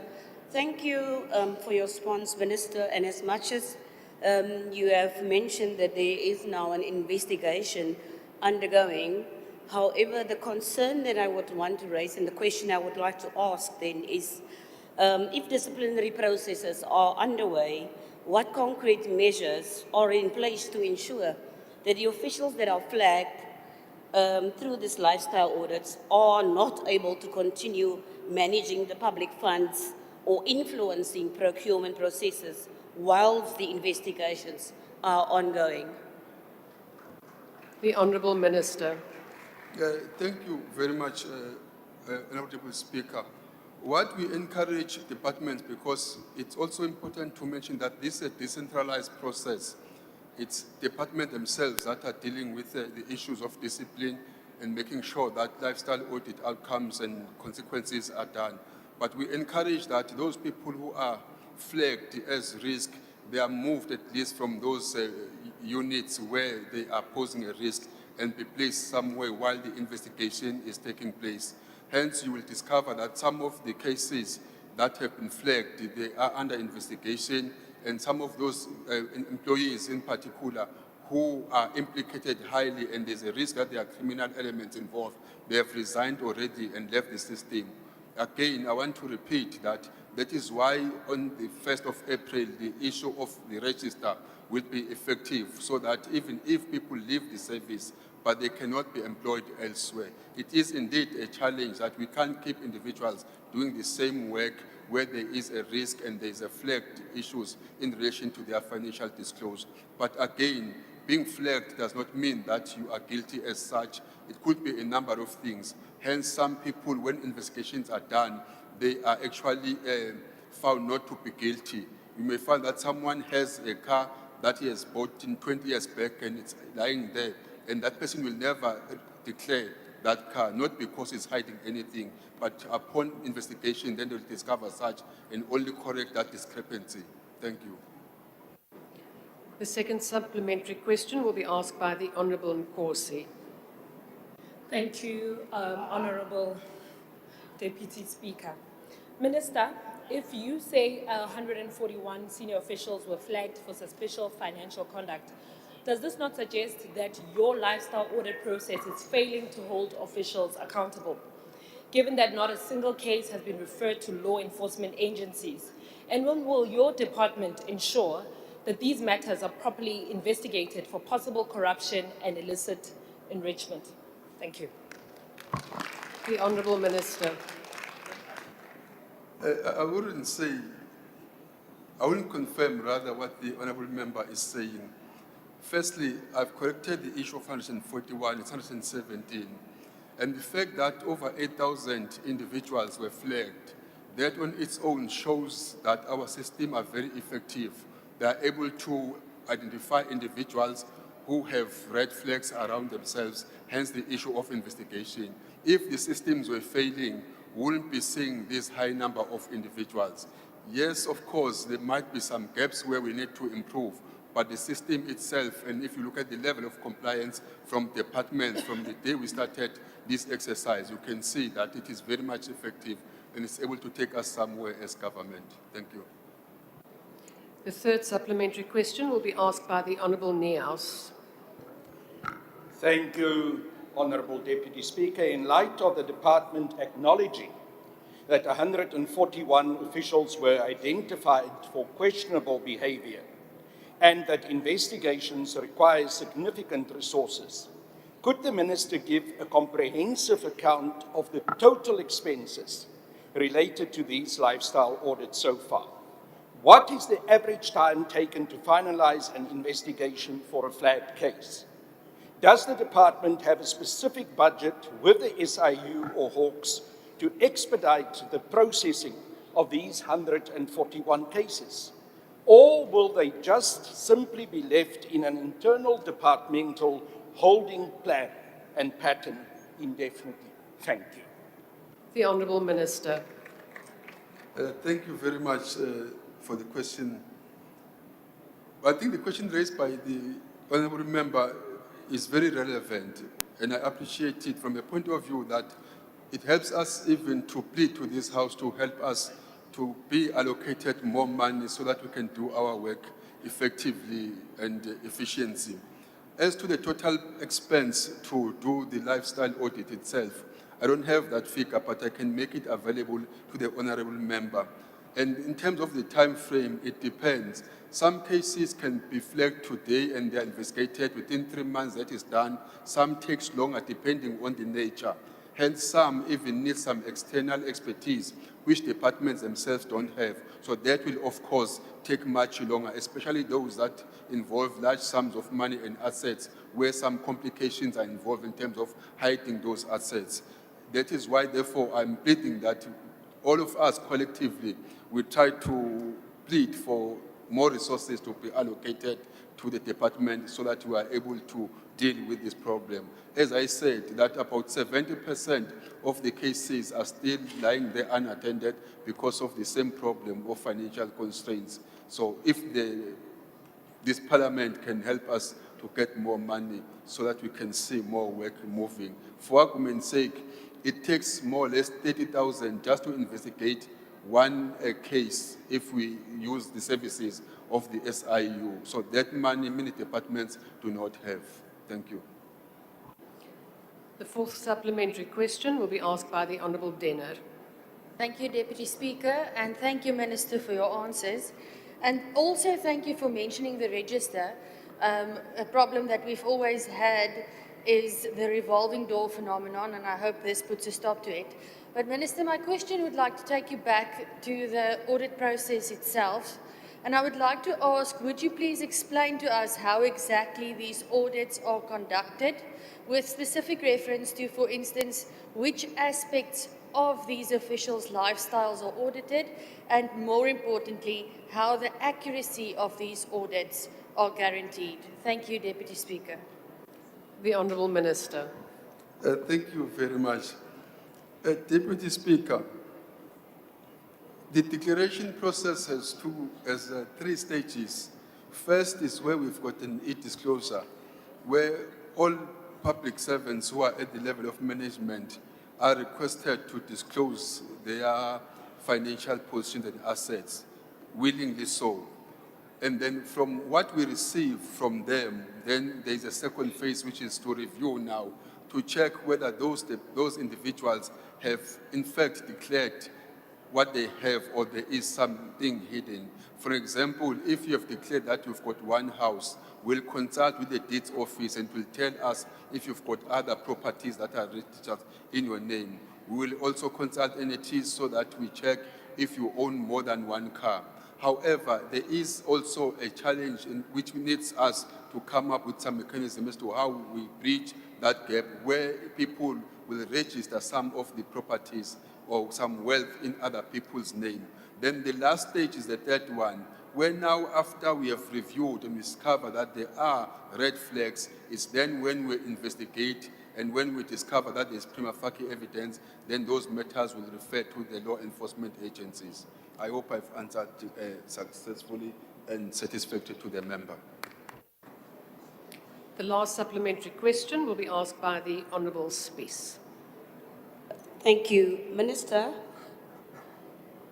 Section 34 of the Prevention and Combating of Corrupt Activities Act obliges any person in a position of authority to report corruption to the DPCI.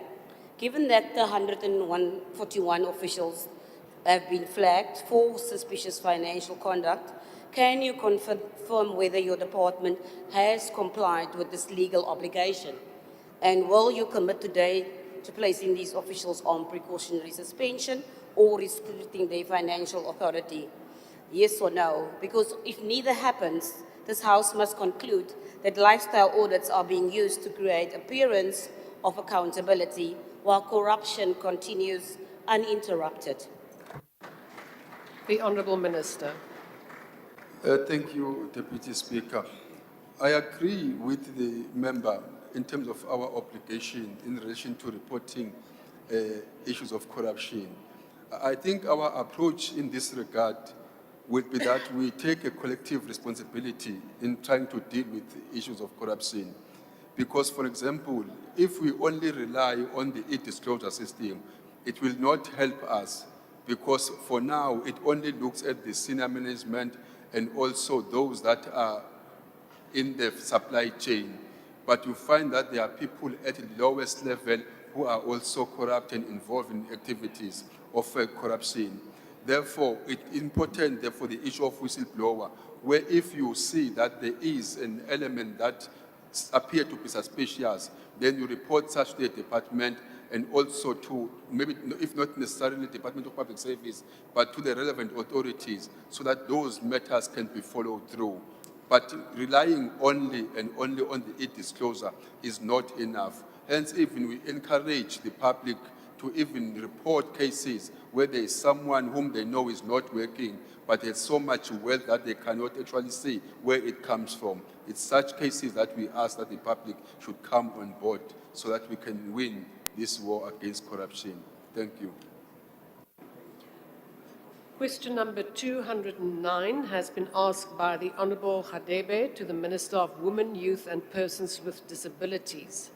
The question is, with regard to the National Youth Development Agency's 71 million rand irregular expenditure as reported in the audit report of the 24-25 financial year, what is the reason that it was escalated to the National Treasury?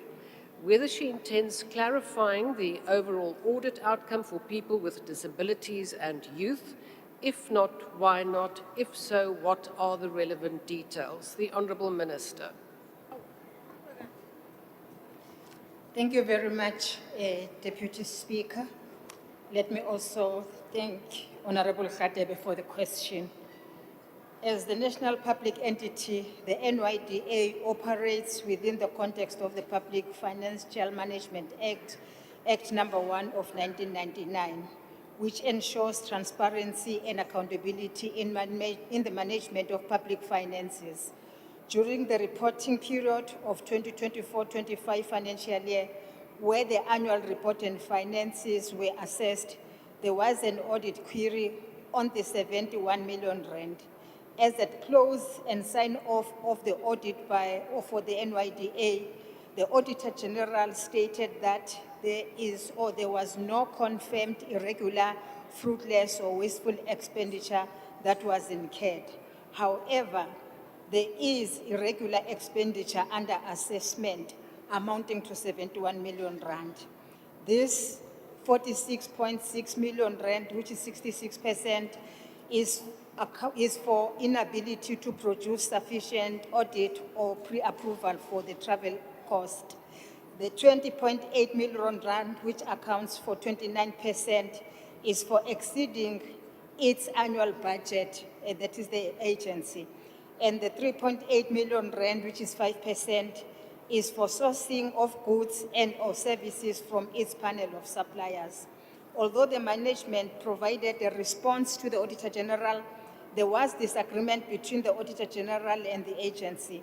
To ensure accountability and strengthened internal controls, the matter was then referred to the National Treasury for technical advice or opinion, and the agency is still awaiting the final response on the two, but on the other one, they've received the response.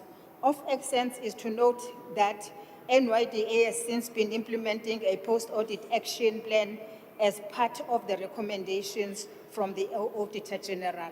We have instructed the NYDA that this matter should be finalized before the end of this financial year, that is the end of this month. On the second question, there are no implications of the overall audit outcome for persons with disabilities and for the youth in general because the agency achieved the set targets, including for youth with disabilities. Hence, there was 100% performance for 2024-2025 financial year. I thank you. I have been informed that the Honourable Litchfield Chabalala will take charge of the first question on behalf of the Honourable Radebe in accordance with Rule 137(10)(a). I now recognise the Honourable Litchfield Chabalala.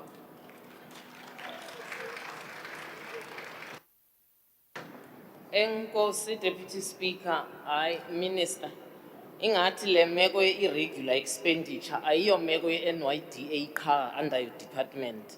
Ingathi norm ye department yakho kuba in the same financial year ka 2024-2025 kune figure apha 924,000 under review with a related Commission on Gender Equality irregular expenditure of 3 million. And and say in the previous years there was also an occurrence of irregular expenditures. Siyacela ke Minister uba uke usixelele uba kuqhubeka ntoni in terms of financial management kule department yakho. Uyibeke nje icace gca okomva webhokhwe inyuka eqhineni ungafihli into. Bring us to the same understanding that you have. The Honourable Minister. Ngiyabonga Honorable Shabalala. NYDA ngonyaka odlule ibithole i-qualified audit opinion, so there were issues. Kodwa kulonyaka ke esikhuluma ngayo 2024-2025 bathole i-unqualified audit opinion. Kusho ukuthi improvement leyo enhle esijabulelayo. Kodwa u-Auditor General wayese-raise ama-matters ukuthi athendani kulokhu noma ku-unqualified. So it's not a clean audit. And that is why sit already implement i-action plan yoku-correcta lokho okushiwo u-Auditor General. Kodwa futhi nayo le ekhona. Njengoba ngikhulumile ku-71 million rand. Kule ka 20.8 million rand. Isibuyile impendulo evela ku-Accountant General. Wathi bayibukile abalandele i-process ye-condonation. Okusho ukuthi i-executive ifanele iyise kwi-board, i-board decide ukuthi iyayikhondona. Lokho kungenza ukuthi lo 71 million wehle uye lapho because u-Auditor General akakazi-declare, akakazisho ukuthi this is a confirmed irregular expenditure. And I must say ukuthi irregular expenditure ayisiyona i-wasteful expenditure, asifuni nayo angikusho lokho. Kodwa akuyona i-wasteful expenditure, ayisiyona i-fruitless expenditure. Ithi nje kukhona la ungalungisanga khona bahlukana ngokuthi laba abe-NYDA bathi thina si-approve online. U-Auditor General uthi ke sinikeze bacishe bangakhona ukuvumelana lapho. Yileyo ndaba kuphela yingakho bathi National Treasury thina besithi silandela ama-guidelines akho. Ake usho ukuthi asiwalandeli yini so that mhlambe sizoshintsha. Kodwa sibatshelile ukuthi going forward abazoqhubeka kanjalo. Abenze lokho okushiwo u-Auditor General. The second supplementary question will be asked by the Honourable Pulwane. Thank you, Deputy Speaker. Minister, while the irregular expenditure from the NYDA is a big concern, what success did the agency record in the previous financial year? I mean this financial year, 2024-2025. Thank you. Honourable Minister. Thank you very much, Pokwane, for the question. Indeed, we don't want any irregular expenditure, I must say that. However, it is important to state that the audit finding is an improvement from qualified to unqualified audit opinion, which also means that they've managed to clear the prior year's qualifications. Secondly, concluding the upgrade of the financial system to ensure that the prior year qualification is not repeated. That is what they've also done. One thing good about this is that they managed to actually achieve all their targets. So the performance of the NYDA in terms of their targets was at 100% achievement. And if we look at that, it is the NYDA that actually exceeded in achieving some of their targets. Probably that is why they've exceeded also their spending. And that is why they've got this 20.8 million rand. Because, for instance, for youth-owned enterprises supported, they had set a target of 2050, and they achieved 2069. For instance, for young people offered non-financial support services, such as business support, mentorship, etc., they had set a target of 22,500, and they achieved 57,500 target. So this actually might also be responsible for this overspending in their budget. So this is the good story that we can tell: 100% achievement of their targets, improvement of their audit findings, and of course, them putting in place an action plan to address those issues that were raised and are raised by the Auditor General. I thank you very much. Thank you. The third supplementary question will be asked by Honorable van der Merwe. Thank you very much, House Chairperson. Good afternoon to the Minister.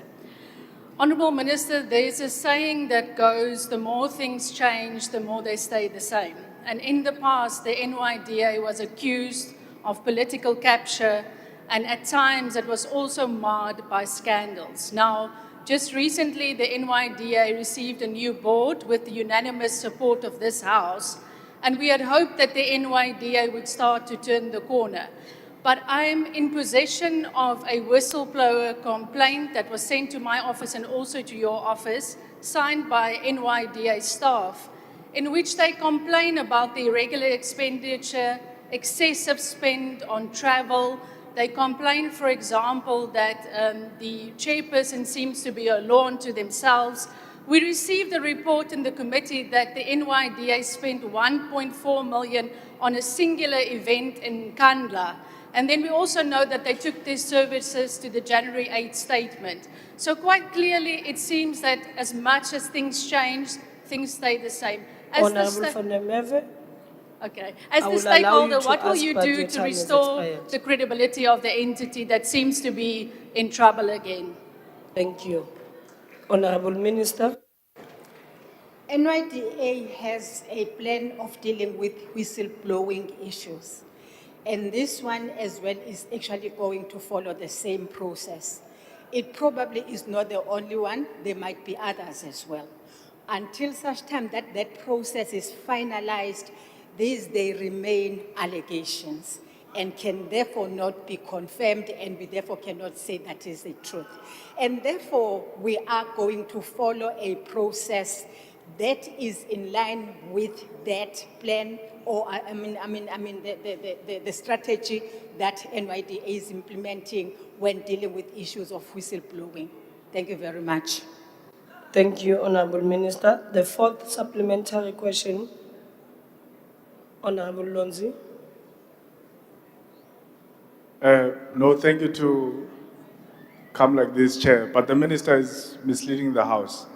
No, It's but the NYDA Honorable, that said they spent Honorable 1.4 Lonzi, million. It's not Honorable an Lonzi. allegation. They are the ones who submitted the report and said Honorable Lonzi. we spent 1.4 million in Honorable one Lonzi, program. that is a matter for a debate. But the Minister But is lying. on this one, no. Honorable Lonzi, that's not a point of order. Point of I'm order. holding you out of order. Sorry. Honorable Tlangwini, what are you rising on? Thank you very much, House Chair. House Chair, we had this discussion this morning in the Chief Whips Forum. The Minister have indeed not answered the question to the satisfaction of our member and the member that have posed the question. If you don't have the answers currently, just say so. But to stand No, up Honorable and do Tlangwini, what we are I think doing, you are it's derailing wrong. us. Honorable Tlangwini, Honorable Lonzi's point was not that the minister did not answer. He said the minister misled, of which I'm saying it is a point of debate. On this one, the minister has answered the question. We are now moving on. Can I not take any further more hands on this? Honorable Chair. Honorable Reddy, I'm not going to recognize you, mainly for that, because I have constantly told you never to open your mic without being recognized. Mainly for that, I'm not going to recognize you. Honorable Dagmo. Thank you very much, Chair.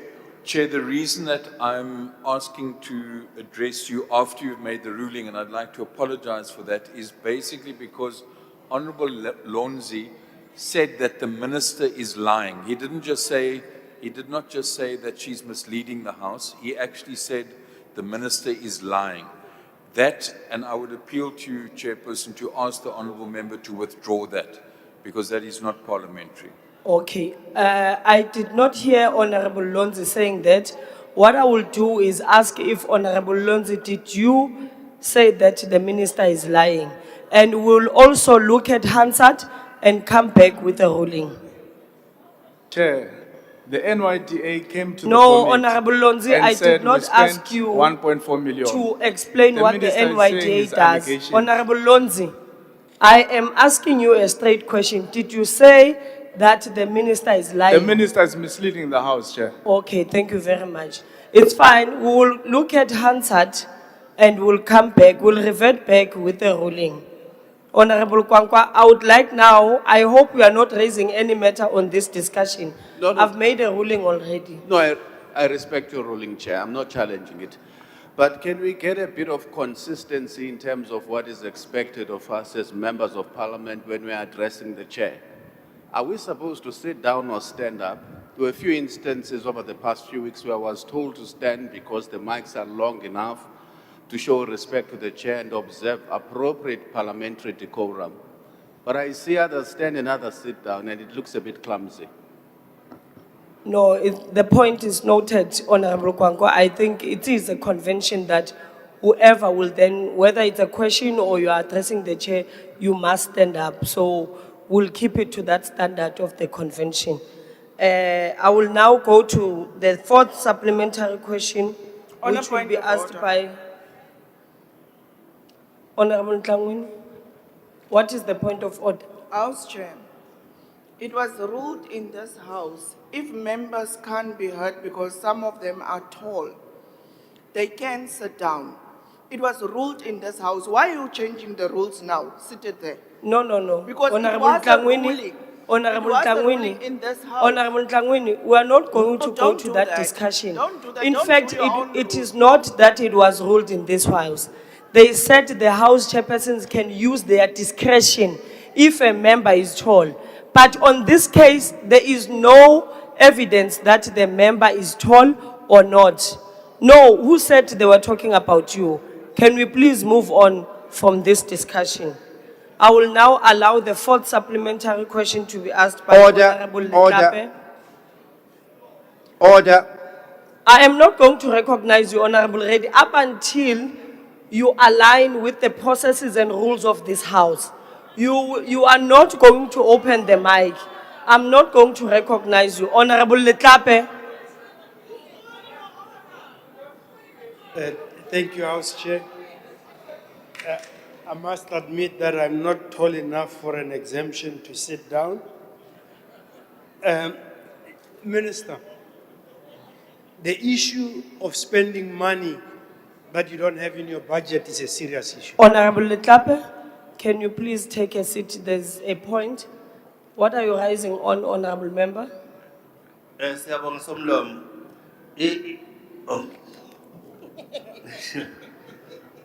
Ilunga lenhlangano ye-MK Party uComrade uReady usiphakamisa isandla kwaphela eside isikhathi kwakhuluma ama-members eParliament awu-3 wawungambuka.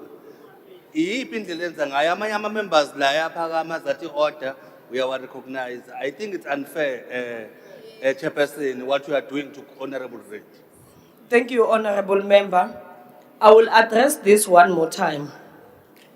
It is because here there is table staff. It is able to alert me if there is a member that is raising a hand, whether on the far left or on the far right.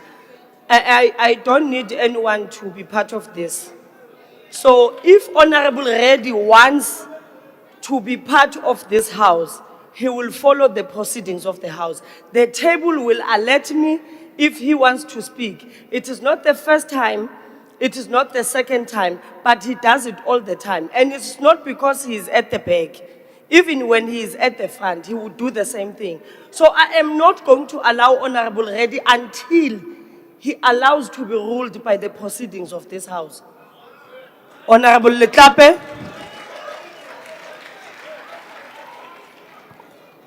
Thank you, House Chair. Minister, spending money. Honorable Letlape, can you take a seat? Honorable member, what are you rising on? No, thanks, Chair. Can you just ask you a simple question? Are you being personal to Honorable Reddy? Honorable member, what are you rising on? I'm saying, I'm asking you, are you being personal to Honorable Reddy? It's a direct question. Honorable member, you are out of order. Can you Not out please of take order. a seat? Can you answer that question? Honorable member, you are out of order. Please You are take a being out seat. of I'm order. cautioning you. And I think we'll have to I take am this cautioning matter you. up, and Take I a would seat. request the Chief You Whip are to out take of this order. matter up to the relevant committee. And I'm ruling you are out being of order. Honorable Letlape.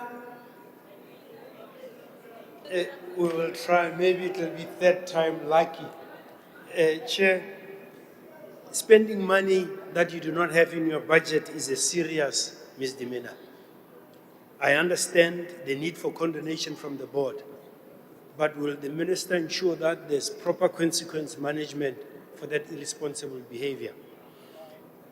The second issue is that if there are any costs incurred with the altercation with the Auditor General, would the minister ensure that the executives involved repay whatever unnecessary expenditure that will be incurred because of that? Honorable Minister. Thank you very much, Chairperson. It's irregular expenditure. In doing so, the Auditor General did the assessment plan. And in terms of the assessment plan, the Auditor General did not find anything wrong that had happened, other than them not following a process in that the pre-approval for the work that was done. So it's not like it's a wasteful expenditure. It's not a fruitless expenditure. It's an irregular expenditure. So the work was done. But in the process of that, they are disagreeing on how to approve that work that was done. However, if there is any wrongdoing, Honorable Member, indeed there will be consequence management. And that is why we have said by the end of this month, they must have finalized this whole thing. So that if it is an irregular expenditure, it is an irregular expenditure that will be investigated, and then of course we continue with the work. So it's not going to go beyond this financial year. And that is what has happened. Honorable Member, Chairperson, had asked a question on the whistleblowing, and that is the answer that I provided. Honorable Lonzi is asking the question on the report that was brought by the board itself and the expenditure of the board. These are separate matters, and therefore I responded to that question and not on the question that Honorable Lonzi is raising. If that was the case, to say including the report that was brought by the board itself, I would have responded to that. But the question that I answered was for whistleblowing and whistleblowing only. Thank you very much. Thank you. The last supplementary question will be asked by Honorable Shabalala. Inkosi Deputy Speaker, hayi Minister. Ngibuyela kulombuzo engobuze eqaleni. Kune 3 million ye irregular expenditure in this financial year ye CGE. And ngiyakuzwa uzama ukusho ukuthi irregular expenditure ayifani ne fruitless. Lena ke yona, it's not only flagged as irregular, it is flagged as fruitless and wasteful. Actual Auditor General this year, there is very slow progress from the CGE to resolve these issues because they've been piling up. Actually, Kutiwa CGE has been lambasted by Auditor General and even by Parliament. You didn't answer that question. You said on the NYDA, mastetting a CGE. Engos. Honorable Minister. Ngiyabonga kakhulu. ICGE is a Chapter 9 institution. I account with department. I account him. I account direct to National Assembly in terms of the Constitution. So I don't account, I don't hold at all. I don't have the powers to hold the CGE accountable for its spending. The National Assembly is responsible for that. So I can't answer that question because indeed I will be trampling on the Constitution itself. It's a Chapter 9 institution, Mashabalal. Yabonga. Thank you very much. Honorable members, we're now moving to question number 226, which has been asked by Honorable Tikana Otiwe to the Minister of Public Service and Administration. The question is, considering that the Auditor General's 2024-2025 report highlights poor contract management and dependency on service providers as the key causes of project failures and financial losses, what measures has his department undertaken to curb financial losses and skill their own personnel instead of outsourcing services? The Honorable Minister. Thank you very much, House Chair, and also the honourable member for the question. My response to the question is that the department specifically did not receive any adverse finding relating to contract management from AG South Africa for the year 2024-25. In this regard, the department did not therefore incur any financial losses arising from contract management related matters. Secondly, the department does not utilize procurement agencies and therefore does not outsource procurement related services. Accordingly, no remedial measures were required in respect of the matter in question. Thank you. Thank you. The first supplementary question will be asked by Honorable Tikana Otiwe.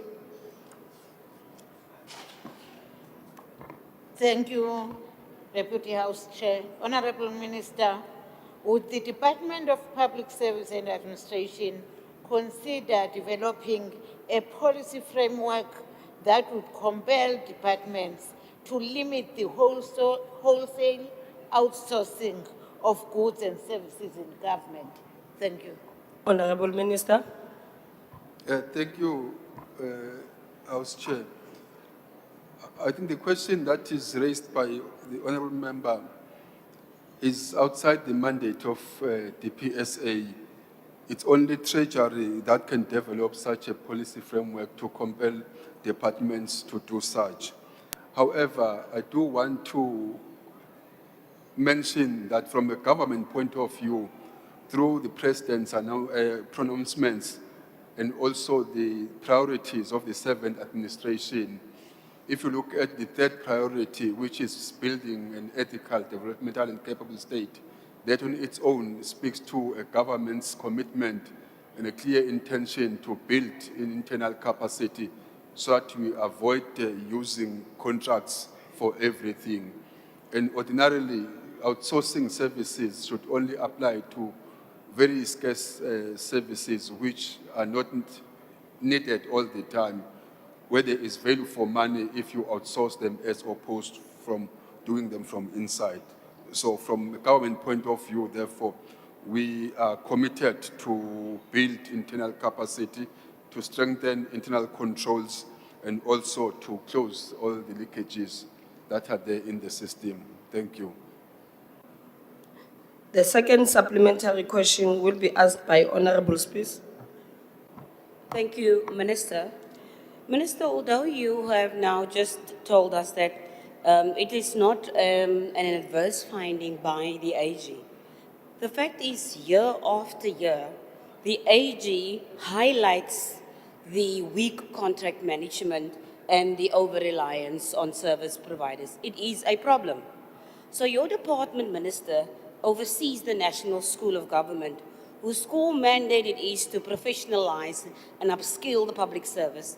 So can you therefore indicate what specific training programs offered by the National School of Government that are aimed at strengthening contract management and procurement oversight, and how many officials have completed these programs in the past financial year, and why these recurring weaknesses persists despite these training interventions? Honorable Minister. Thank you very much, Chair. I think the reason, among others, because I don't want to speculate here, but we all know that most of the challenges which result in such problems where money goes to waste through contracts has more to do with corruption than anything else. I sometimes also argue the fact that it's the issue of capacity, yes, to some extent, but in the main, it's because of corrupt activities that are taking place in different departments, intentions to embezzle the state.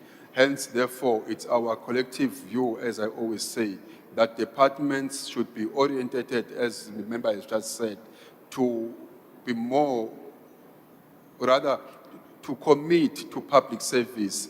And there are causes that the NSG are providing, which include, among others, the ethics, which therefore tries to inculcate the culture of ethical leadership from all people who come to the public service, of which even us ourselves here in this room, we must undergo through such causes. But those causes alone will never assist us if we do not have public service that have a keen interest to serve and a sense of duty in whatever that they do. Thank you. Thank you, Honorable Minister.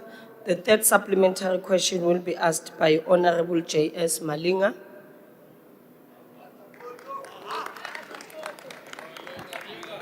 Thank you, Chair. Honorable Minister, in the light of the Auditor General of South Africa 2024-2025 findings on poor contract management and over-reliance on consultants, what concrete step has the department taken to stop financial losses and enforce accountability in contract management? By when will the department reduce reliance on consultants and build sufficient in-house capacity? Sikhathele ukukhipha imali engaphandle. Baqeqeshwa nini abantu bangaphakathi? Honorable Minister. Thank you, House Chair. I appreciate the question from the member, and I think I'll repeat myself to say that this is the jurisdiction of Treasury to come up with some legislative framework and policy that will guide the management of contract, as per the first question that was asked. And so in that regard, in relation to the department itself, we did not incur such finding from Treasury. Thank you. Thank you. The fourth supplementary question will be asked by Honorable Telisha. Thank you, House Chair. Honorable Telisha, can you please take a seat? Honorable Reddy, what are you rising on? Thank you, Honorable Chairperson. With respect to the Minister's response, he has not responded to the question. He used the excuse that's left up to Treasury. But this is an AG finding on his department, which says that there's an over-reliance on consultants. What is his department doing about it? So maybe if he responds to that, and that's what we raised this morning in the Chief Whip's Forum, when questions are not answered, when questions are answered vaguely, ministers must be given an opportunity to focus on that question and answer it correctly. Please. Thank you. Thank you, Honorable Reddy, for raising that. I know that it was a discussion that was raised today, but you do know that it was said we must go and look at that. But for now, I will take it that the member that had asked did not raise a point of order, and I'm not saying you are not correct to raise that, but you are raising that, and I did hear the minister responding to the question. I will then go to Honorable Xilishe first, give her that opportunity. And if the minister finishes to respond to the question of Honorable Xilishe and wants to express more on the question of the previous question, then he may do so on that time. Honorable Xilishe. Thank you very much, House Chair. I think if the minister when he's speaking, he can't say, I always argue these things in a committee meeting because he doesn't attend committee meetings.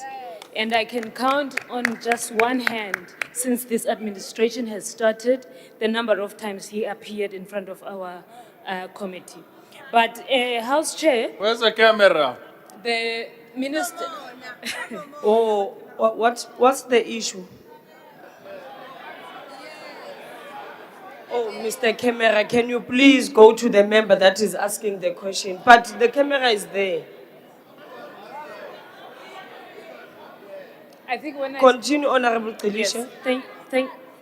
No, I wanted to say when the minister is speaking, he can't say I always argue these things in a committee meeting because he doesn't attend committee meetings. And I can count on one hand, since this administration has started, the number of times he has been to our committee meetings. Because these are the conversations we're supposed to have with him in that committee. But moving on, Speaker, House Chair, I just want to ask the Minister, the report highlights a heavy reliance on service providers. It indicates that when a consultant completes a project, they typically take their expertise and knowledge with them, leaving the department at a disadvantage. Honorable Xilishe, can you please go to your question because your time has expired? Okay, cool. I will give you that discussion, yes. Thank you very much, House Chair. Appreciated. Are all new IT and financial management contracts signed by the department now required to include a binding skill transfer? If they are, how many employees in the departments have been officially certified as capable of Honorable handling these Xilishe. responsibilities once the contract has ended? Thank you very much, House Chair. Honorable Minister. Thank you very much, Chair. I think Honorable Xilishe has assisted me greatly, and I must thank her because my answer to her will cover the comment made by the first honorable member there. Firstly, I want to put it on record, I've never said here that I argue in the portfolio committee. Honorable members. That is what Honorable I said. members, Honorable Minister, can you please, there's howling of some sort, I don't understand, and we do want to hear the response as well, because it's us who will be complaining that the minister did not respond to the question. Honorable Minister. Thank you, Chair. I was saying, I appreciate the comment and the question from Honorable Xilishe because I will hit two birds with one stone, answering herself and also the previous member who commented on my response. Firstly, I never said I argued this in a portfolio committee. That was a statement which was referring to me arguing everywhere I am. Secondly, this House must not be misled, and she must not suggest that I abscond attending meetings. I always respect the portfolio committee, and the ministry is not just Umzamo Buthelezi, it's himself and the deputy minister. I always send written apologies to the chairperson, and the deputy minister attends that if I'm Honorable not members, available Honorable because Minister, of other please. commitments. Honorable members. That is what I want to Honorable clear. members. Then in relation Honorable to, members from the EFF. in relation Honorable to members. No. in relation It's to fine if you don't want to listen. Maybe other members of the House want to listen to the response. Can we please give the minister an opportunity to respond? Even if it was asked by the EFF, but everyone in this House deserves to hear the response. So, can we please be in order? Honorable Minister. Thank you. So therefore, to suggest that I do not attend portfolio committees, as she put it, is misleading, grossly so. Lastly, Chairperson, I think when ministers are giving responses, people must not be ahead of the ministers and totally fail to understand them. This is what I said and I maintain. They must not confuse the general view of AG about management of contracts as if it's specific to the PSA. Department of Public Service and Administration did not have that finding. That's a fact. Hence, we did not incur any financial losses arising from managing contracts. That's a fact.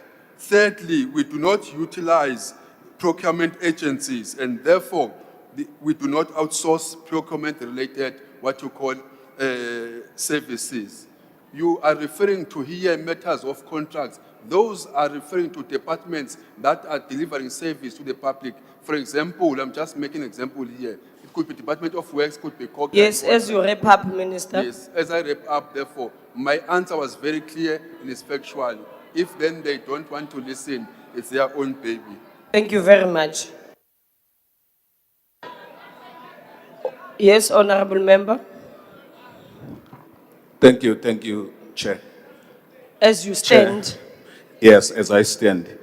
No, Chair, the minister is misleading the House. The minister Honourable is Member. always absent in the Honorable meetings. Member. Honorable Member, I think the minister was very clear on that one.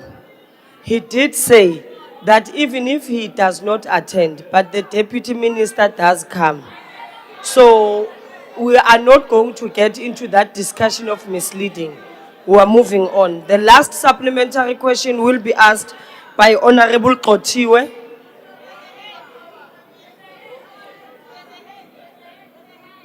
Honorable Mkalipi. But Chair, you can't just protect a minister because it's coming from your own political party. It does not work like that. The minister is saying that he does not attend the portfolio committee, which is wrong. He's a minister. Secondly, if the deputy minister attend, why the minister does not give the chance to the deputy minister then? Because he does not know the issues of the portfolio committee. Honorable Mkalipi, is not your prescription what the minister and the deputy minister agreed to, first and foremost. I did not speak on behalf of the minister. I was responding to the fact that the minister did respond that why is he not, even if he's not coming to the committee meetings, but there is a deputy minister that is there to come to meetings. So we are not going to discuss that. I am now ruling it out of order because this is a matter of a portfolio committee that will discuss on why the minister is not coming to the meeting. Honorable Takmo? Chair, I want to come back. No. Honorable Takmo? Thank Please you. recognize me. Thank you very much, Chair. Chair, just in regard to your ruling, and I think also to clarify, because I'm concerned that there are members who say they attended a Chief Whip's forum this morning and indicated certain statements about whether... Honorable Takmo, can you speak to the mic? I can't hear you. Okay. Okay. The point I'm raising, Speaker, concerns the fact that certain members are using what their interpretation is about what happened at the Chief Whip's forum. And Honorable members. And my point of Honorable order... members.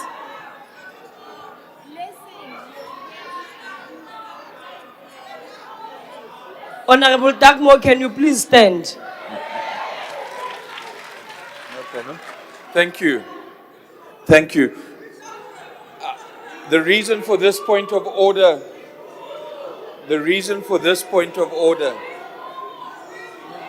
No, honorable members, no. You are not chairing this session.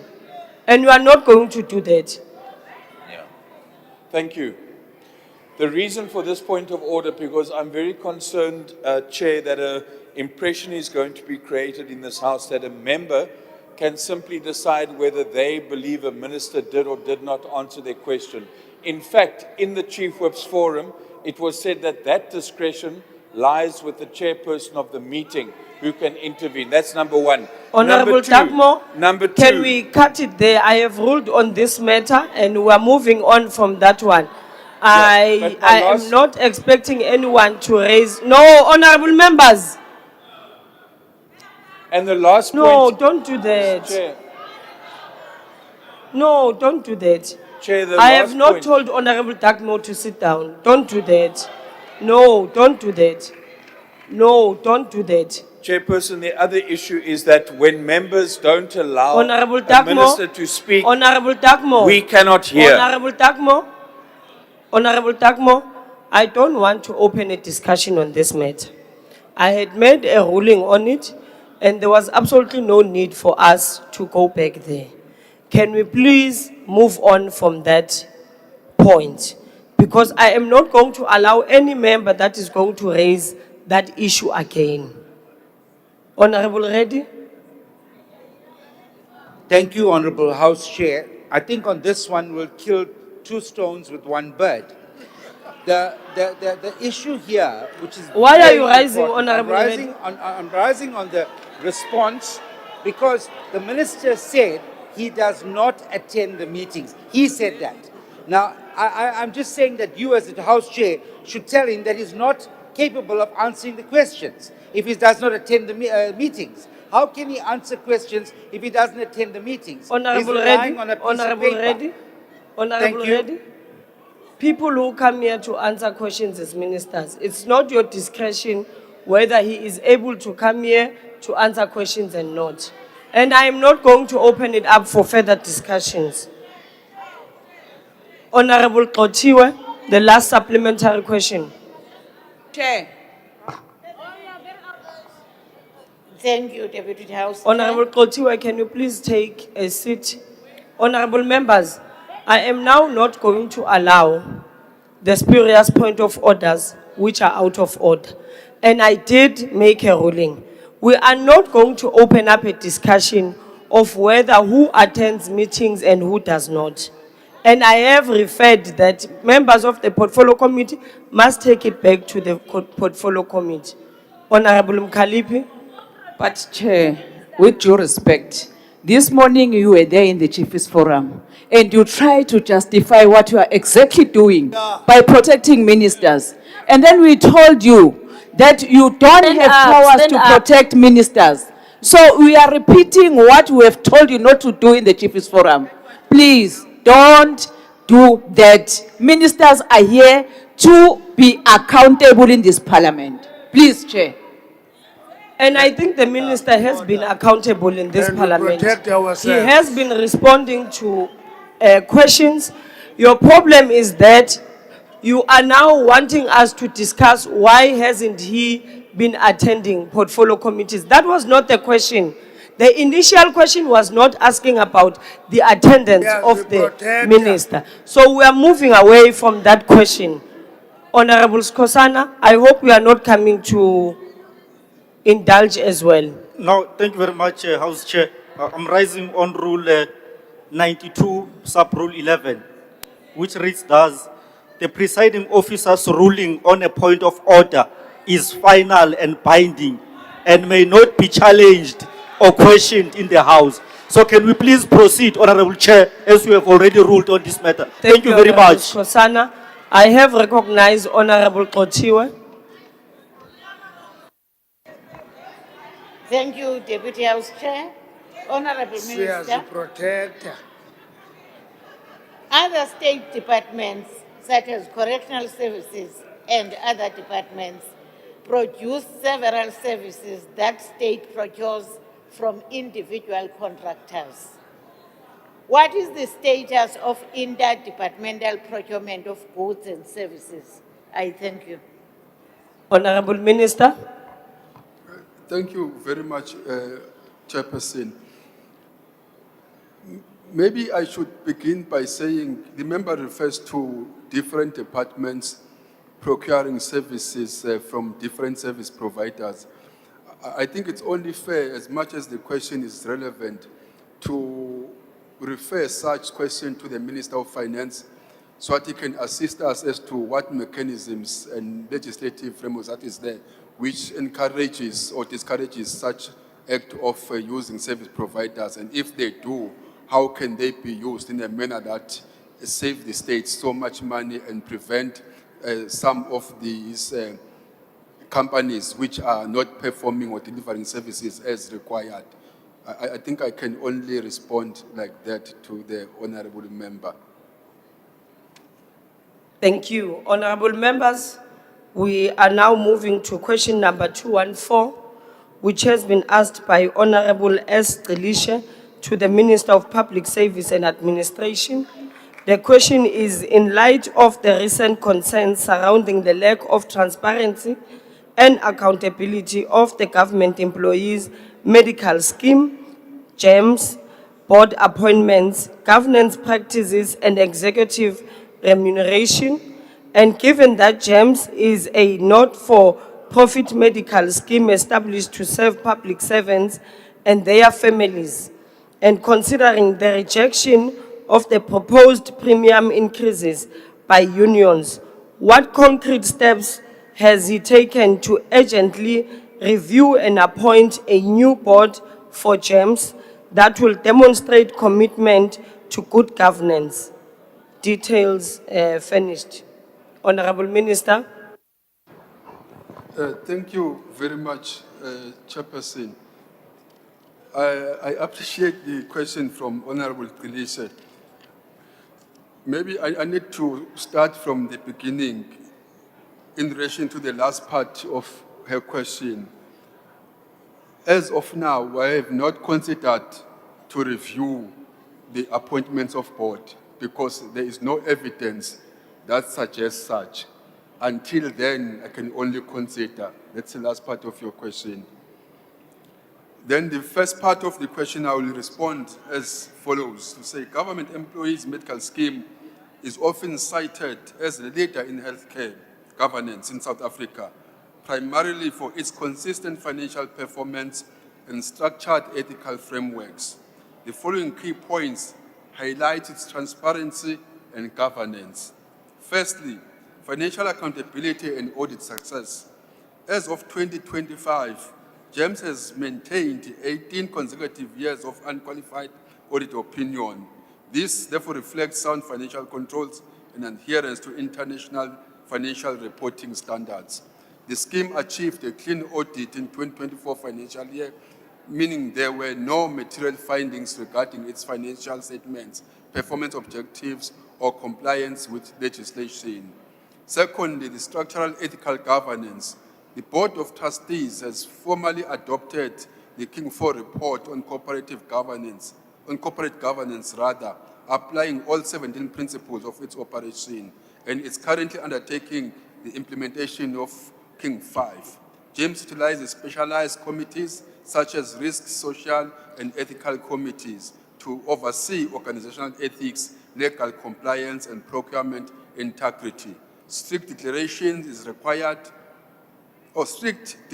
requirements are in place for all board members and employees, with additional checks and balance implemented for those involved in procurement. So the board itself consists of 12 members. 6 of them are elected members among themselves, and 6 are appointed. Honorable Minister, can you please hold? Honorable Reddy. Thank you, Honorable House Chair. I rise in terms of Rule 83, where it states that a member should not be reading a speech. Now, a minister especially should know the content of this discussion. Honorable Reddy. He should not be Honorable reading a Reddy, speech. you are out Rule of order. 83. Can you please Rule sit? 83, You are no out of reading order, speech. Honorable Reddy. Honorable Reddy, I want to address you now. We are not going to allow you to keep on raising spurious point of orders that are out of order. No. Here it's a question and answer session. A question has been written. A minister has a right to read the response. The first supplementary question has not even gone through, and that is what you are saying. So I'm cautioning you on what you are doing. Continue, Honorable Minister. Thank you, House Chair. You know, I'm now a bit conflicted in my mind, but in the interest of answering the question for Delisha, I will then proceed as follows, because I would have loved to address the member that just spoke now. House Chair. No, I was saying, Honorable Delisha, that Honorable Minister, can you please hold? Honorable Member, why do you open your mic and speak without being recognized? No, she knows. I'm looking at her. There's no need for you to say who. Why do you do that? Can we please be orderly? I had not recognized anyone. Honorable Member? Yes. House Chair. What are you raising on, Honorable Member? I would advise that you must familiarize yourself with the rules of the House. And amongst the things that you need to familiarize yourself is the provision that members should not directly focus and read the notes that they are talking from. They must rather talk to their notes. It's provided in the rules. That's the first point. The second point, the Honorable Minister, which you've got the courtesy to refer to him as a minister, otherwise he doesn't deserve that, refers to our member. Honorable Member. Refers to our member as Kalisa and not saying Honorable Kalisa. Can you please call him to order? I don't know what is so heavy with him to rise. He must explain to us why it finds it difficult to stand on his feet. Otherwise, we recommend that he must see the nearest barber Honorable Member, can you outside please here. take your seat? I did not hear the minister referring to anyone. I thought the minister was responding to the question that was read, which is 214. But I did not hear the minister calling any name of any member in here. No, there's no need for you to sing. I will ask him.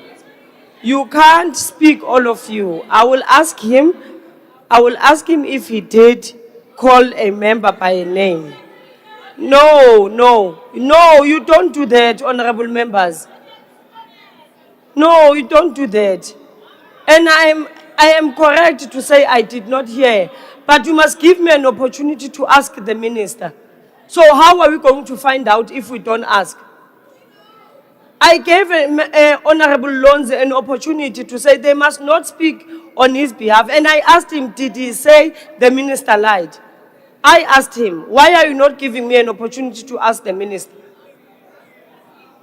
Honorable Minister, did you call a member of parliament by name? Honorable Chair, if I cannot remember, if I did so, no, let me just speak. If I did so, I didn't intend to not respect or remember. I profusely apologize, and I'm referring to Honorable Delisha. Takes nothing from me. Thank you very much. Can you continue on your response? So I was clarifying, therefore, that 6 of those members... Honorable Minister, can you please hold? Honorable Member? Honorable Chair. As you stand. Have you realized that all the time when we chair the meeting, the House collapses? And I think it's an observation that we have made. And I think it is going to assist that together with your colleagues, you make a serious introspection on why this is happening. It's just an advice, because the observation is that Honorable Member, can when you are please chairing, take a seat? The House collapses. And we continue with the proceedings of the House. That is not noted. Honorable Minister, please continue. Thank you, House Chair. But I really feel that members are unfair to us, grossly unfair. In relation to the issues of remuneration of board and executives, I can't go to detail to say how much each member earns. That is there in the financial reports. The member can just go there and check that information. I think that's end my answer.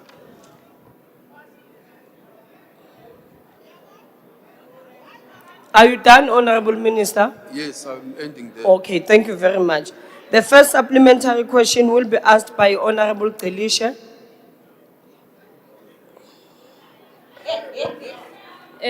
Thank you very much, House Chair. House Chair, I appreciate that they managed to script a response for the minister, but the minister cannot come here and vouch for the board that has got 3 members who are receiving salaries and are still full-time employees in the public service. So you can't have. And again, we could have clarified these issues in the committee meeting, but he doesn't attend. But moving forward, Chairperson, in light of the union's recent request for the dismissal of the principal officer and the executive leadership of the board, because of governance issues and taking into account GEM's request for an extension until at least the 6th of March to address the formal demands from labor, what specific timelines have been established to complete discussions with GEM's board and report back to Parliament regarding actionable remedies? Thank you very much, Chair. Thank you. Honorable Minister. Thank you, Chair. I think, again, I want to appreciate the answer, but members themselves, I think, are not helping themselves by giving us an opportunity to explain and give answers. Let me make one example here. She speaks about members who are serving in the board, yet they are employed. I don't want to respond as I should respond, to say if she is a member of the Committee on Public Service and Administration, she must understand that there is no law that prohibits an employee of the state to serve in any board. But I cannot do that. I will only say those members who are serving in the board, yes, are employed, but they are not prohibited by law. What they must do is Honorable they must get a Minister, permission. can you please hold? Honorable Reddy, what are you rising on? Honorable House Chair, please direct your table staff to look all around this chamber because they're not looking in this section. And I don't want to be ruled as being ill-disciplined and by not following What the are you rules. rising on, I'm Honorable rising Reddy? on this point. You've made it an issue that a member must stand. And the rules state that when you address the chair, you stand. Why is that minister seated while others are being asked to stand? And he No, speaks but he did while say he he is has a seated. big problem. You're abusing us. Want to listen to answers. Please, Aye. let's apply the rules Ready. consistently.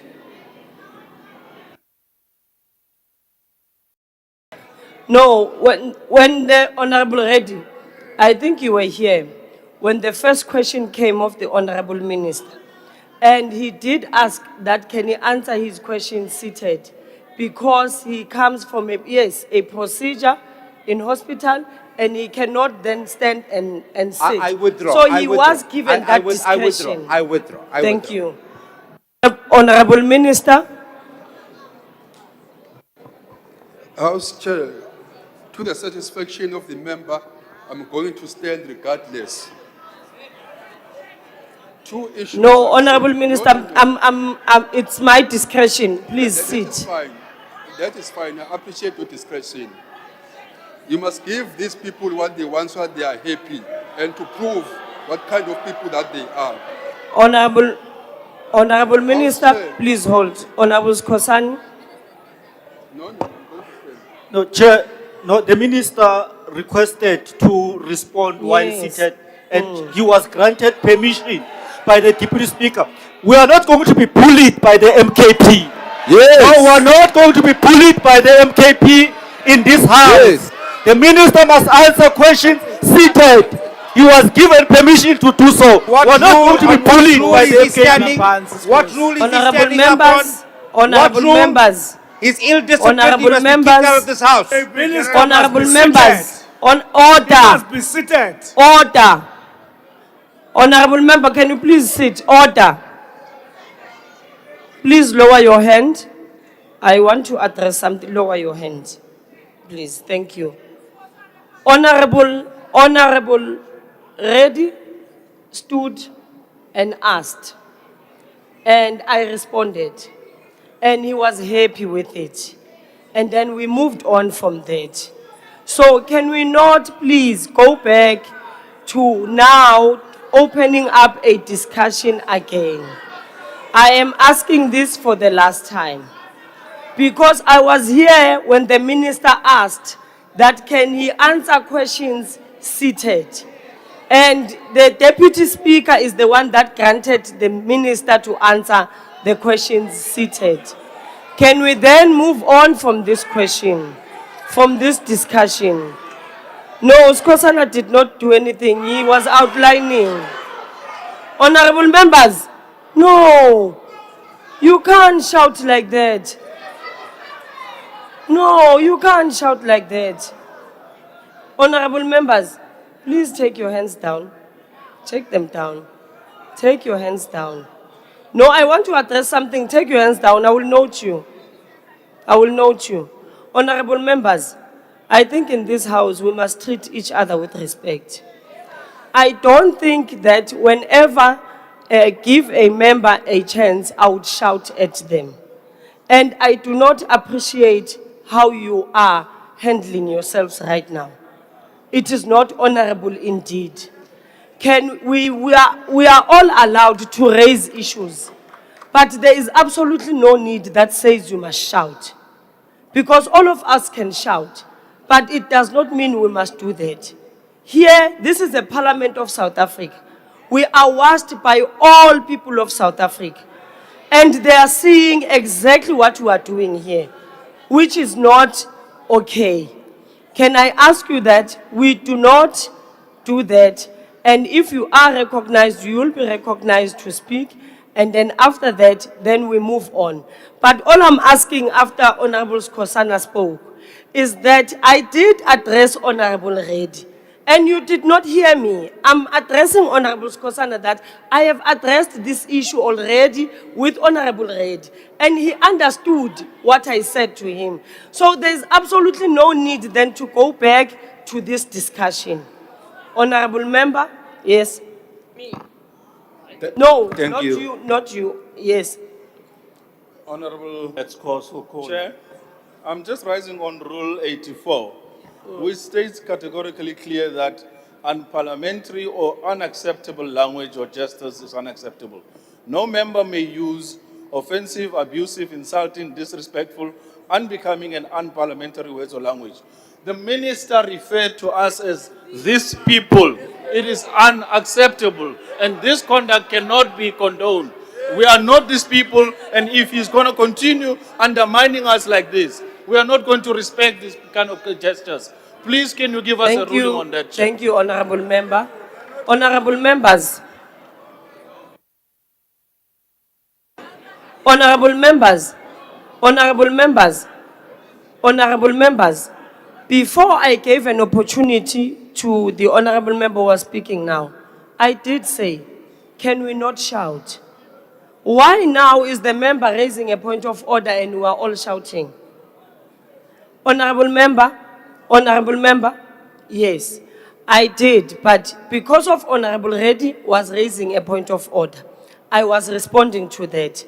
And there was another point of order that was raised by Honorable Skosana. But before that, I was going to ask Honorable Minister to withdraw, calling honorable members those people, because I did hear that and I was going to come back there. But because you are not giving me a chance to speak, you all want to shout at the same time and you all want to raise point of orders at the same time, of which it does not help the proceedings of this house.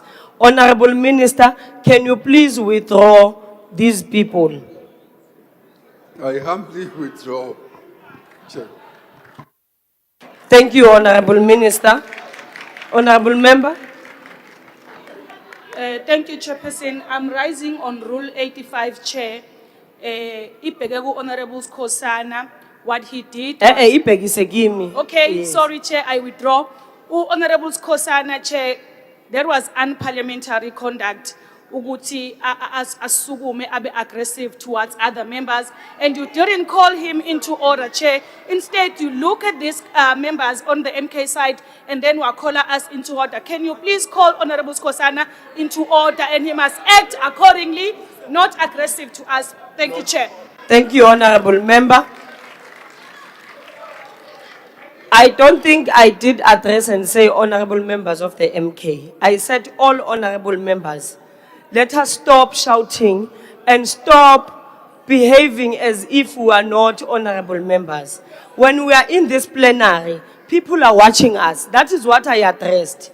So I'm addressing all of you, because even if no, even if he shouted, but you were shouting as well.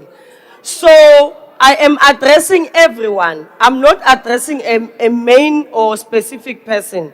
I'm addressing everyone in this house to say, can we please respect one another and not shout when we are speaking to each other? Honorable Ntlangwini.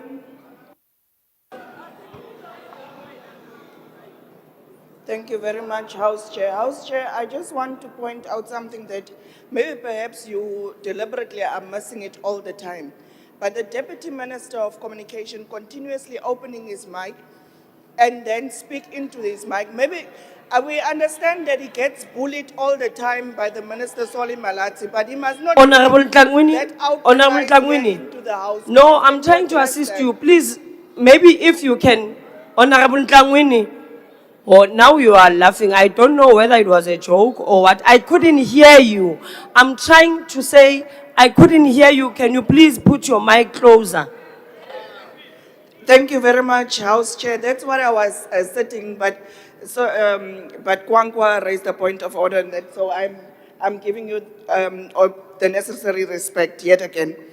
House Chair, the Deputy Minister of Communication keeps on opening his microphone and talk into it and shout. So I understand that he constantly gets abused by the Minister of Communication. So maybe perhaps it's an Honorable outcry member, for you help can't say coming that. into the House. So can he please just raise his hand and call a proper point of order? Okay, thank you very much for alerting me. I did not see that the Honorable Deputy Minister of Communication did open the mic because I did not hear maybe any voice that had maybe spoken through the mic. So can we please, honorable members, we do want to proceed and get responses of questions that has been asked by honorable members. Can I ask that we proceed with the questions, because now what we are doing, yes. No, thank you very much, Honorable Chairperson of the House. I wanted to raise the exact same Can you point. please stand? Okay, fair. Okay. I profusely apologize for that.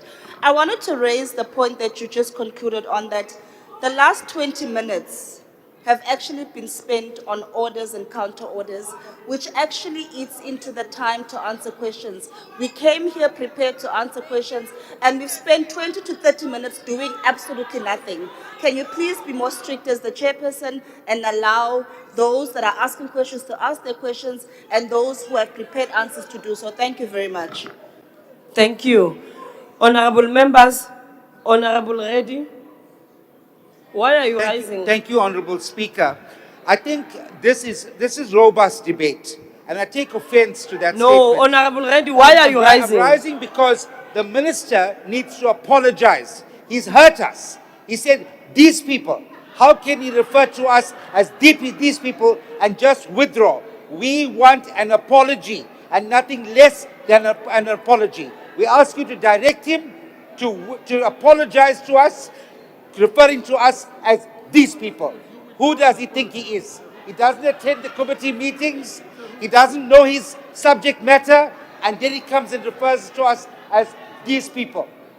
Thank you, House Chair. Honorable members, He must honorable apologize. members. No, honorable members, I'm not going to allow any further more hands. We have exhausted whatever point of orders that we had. I am not going to allow that because we are eating on the time of question and answer that should be proceeding now. Now I want to recognize, I don't even remember whether it was Honorable or Honorable Minister, please continue. Chair, how much time do I have? I've even lost track of that. If you can You have assist. 1 minute, 3 seconds. Oh, thank you so much. I've addressed the issue of the board which was raised there and how they are appointed and the fact that nothing prohibits them from serving on those boards. Lastly, there is a fundamental issue that the honorable member has raised, which speaks to the recent strike. Before I come to that, I want to really thank the leaders of the unions for their cooperation and for their Honourable Minister, understanding. my apologies. Just hold on for a moment. Why do you want to be recognised, Honourable Member? Thank you very much, House Chair. It's unfortunate for the minister to be so misinformed in the legality of the issue of the No, board. Honourable Member, that's not a point of order. Because, just Please wait, take just your hear me seat. out. Wait, it is very You are important. not to engage the minister in the middle of his answer. No, Please but take your seat. members of the board Honourable cannot Member, be full-time public if you are servants persisting without an authorization in of not the accepting minister. my authority, I'm going to order you to leave the House. Honourable Minister, please continue. Order. Honourable Members, I've made my ruling that that was not a point of order. The ruling is final. Honourable Matthias, unless you have something new, that ruling is final. Why do you want to be recognised? Honourable Matthias? I know that you are from Free State and you got the mentality of a bus cab. No. Please don't bring your mentality as of a bus Thank you, cab Honourable here. Matthias. You've got no right to That's intimidate. also not a point of order. You've no right to intimidate any member here. Thank you. This is a friendly warning. Honourable Matthias, please take your seat. Please take your seat. I've dealt with the matter. That intervention was not in terms of our rules. Honourable Minister, please continue. Thank you, Chair. Maybe I should continue with the following. I appreciate the challenges that are there in the scheme in relation to the 9.5 increase. That matter we are discussing and the unions are on board.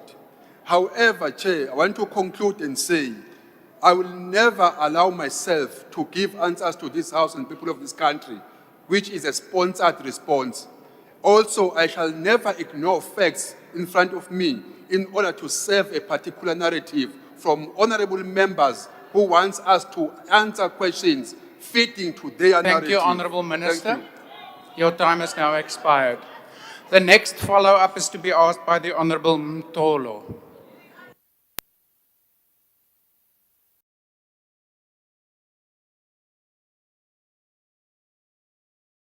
Is there a question from the Honourable Mtolo of the ANC? If not, then we move on. The next follow-up has been allocated to the Honourable Spies. Thank you, House Chair. Minister, given the concerns about Governance Act GEMS, could you outline to us the recruitment and selection process for appointing the new board? Can you indicate when the new board will be appointed? And can you confirm whether the shortlist candidates and their qualifications will be publicly disclosed?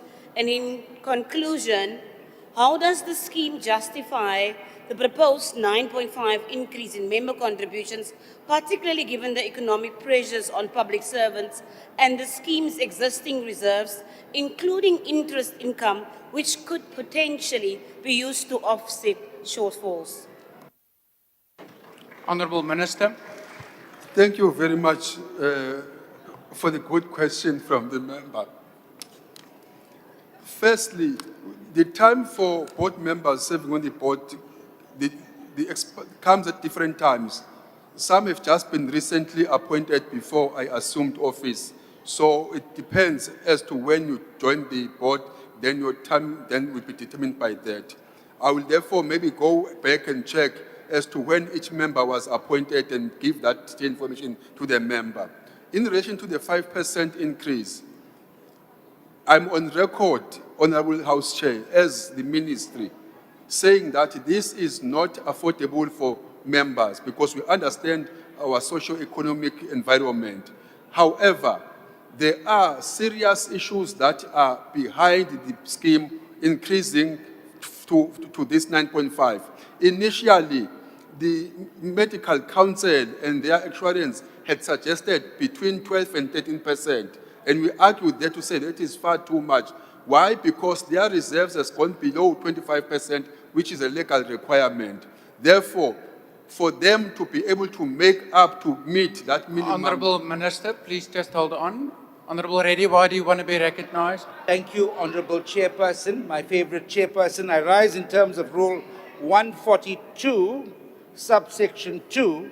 The time allocated for questions is 3 hours. We now gone to 4 hours. Yeah, I no, need your Honorable ruling on the Reddy, matter. thank you. Stop Yeah, making a no, fool of Honorable Reddy, yourself. that's not a valid point of order. You're also referring, of course, to an old version of the rules. The new version now has us allocated 3.5 hours to questions. So if we all work together, we can still go through another few questions.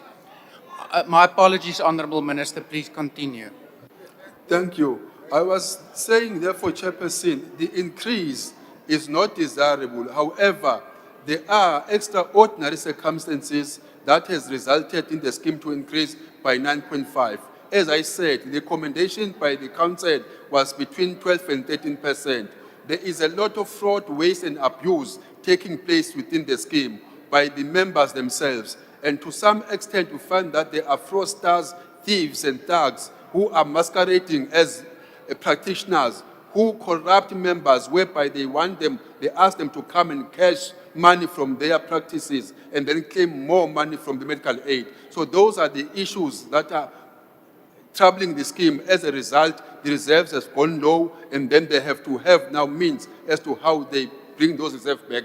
But our discussions are going to help us into mitigating this kind of increase. As I said, together Thank with you, the Minister. Thank you. The next supplementary has been allocated to the Honorable Malinga. Thank you, House Chair. Sicabanga ukuthi kuzomsiza lokhu ungqongqoshe ukuthi attend imhlangano ukuze angaphambani nemibuzo ebuzwayo namhlanje. Given the reason serious government concerned as government employees medical scheme, why are public servants expect to pay higher premium while accountability fails persist? And what urgent step will the minister take to restore credible government and protect members' interest? Last year alone, GEMS increased by 9.8%. Funds do not cover all procedures and get easily exhausted when critical procedures are done. Thank you. Thank you, Honorable Minister. Chair, part of my response previously covered what the honourable member is asking now, and I'm going to repeat what I've just said. First of all, I said that the 9.5% is not desirable, and I said there are reasons which are extraordinary, which I was trying to articulate before my time expired, to say there are fraud, waste, and abuse taking place in GEMS. Hence, even the reserves have gone below the minimum that is required by law. So there are discussions as interventions. As the honourable members are aware that we are in discussion with unions where we are seeking some solutions. First and foremost, we are talking up to we ask the board to talk to their service providers, because one of the provisions in the founding statement of the scheme says that whoever does business with the scheme must be able to share the risk with the scheme. That has never been explored. Those are the issues that they must look into. And also, if they look at the remuneration of the same board that they are complaining about, you will find that in these recent years, they've never got bonuses, meaning the executive, because they appreciate that. So there are things that are on the table that we are discussing, which at the right time, we will come to this honorable house and to the committee and share with them to say what is it that we are doing to try and mitigate. We all agree that the 9% is not affordable. That's a common cause. But regardless of that, there is a fundamental risk that the scheme is facing, which needs to be mitigated, and we should act responsibly in this regard. Thank you. Honorable Kelishe, we return to you for the last supplementary. Thank you very much, House Chair. Maybe I should just take back from my last point to say it's unfortunate that the minister is very uninformed on the legality of this issue, because you cannot have people who are full-time employees of public service earning a salary from the board. And we've got 3 members in that board who have been earning salary from the past 5 years. So clearly the minister has never given an authorization and has never given authorization from the other ministry for these people to be in the board. And that is the legality of it. It's not allowed by the Public Service Act. And maybe he should just go back and inform himself on that. And Chair, in the aftermath of the 2016 irregularity payment scandal involving 300 million at GEMS, which resulted in disciplinary actions against 7 executives, what specific actions has the ministry taken to enhance its oversight of GEMS governance and procurement practices? Furthermore, with the case still Thank you, Honourable ongoing, Member. Your time has now expired. with the case still ongoing, Thank the names you. of the implicated Honourable companies Member, undisclosed. I'm How going can to GEMS switch off your members mic now. be Your time has expired. Honourable Minister. Thank you, Chair. The last part that speaks to some financial matters, I'm not aware of that. If the honourable member can help me with those details so that one can follow through them. But the first part of her question, it's regrettable that the honourable member insists to try and put a blame on myself for those members to serve on the board. Let me educate the honourable member. It is not the responsibility of MPSA to grant a permission for a person to actually do remuneration outside the employment or his employment, but it's that particular department. In this regard, those members are working for the Department of Health, so it's that department that should grant them that permission. As to whether they were granted, then that is a question that the member should be asking, not to confuse things and try to bring matters that should not be brought here as facts. Thank you. Honourable members. Yes, Honourable Member, why do you want to be recognised? House Chair, there is no answer there. No answer at all. Can the minister answer the questions, please? No, There is a question about irregularities of cost. And he comes here, he says, we must favor him with information. Had he been attending the committee, he would be aware of this fact. Thank you, Honourable Member. I'm not in a position to say to the Minister, if his answer was already that he doesn't have that information, that he must answer better, unfortunately. Honourable Members, question number 202 has been asked by the Honourable Marchi to the Minister of Women, Youth and Persons with Disabilities.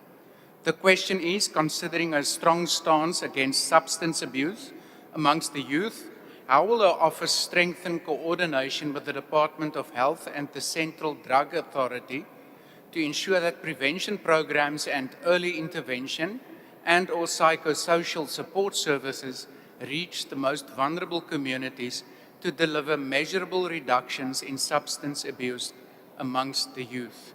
The Honourable Minister. Thank you, House Chair, and thank you, Honourable Marti, for the question.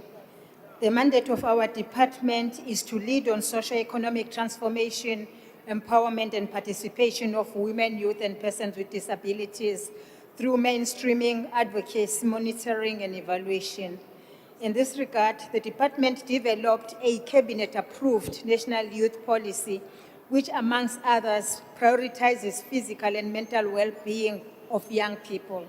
As an advocacy tool, the youth policy proposes interventions that combat abuse of dependency-producing substances, such as prevention programs that include educating the youth about the risk and mitigation measures, building resilience and promoting a healthy living. Also, by ensuring early intervention or detection programs that identify and address substance abuse early on its occurrence, such as reducing risk behaviors, screening and identifying at-risk youth, referral and treatment services, support for affected families, and lastly, rehabilitation programs such as psychosocial support services offered to youth struggling with substance abuse, such as structured rehabilitation programs, detoxification, and medical treatment, life skills, and relapse prevention programs.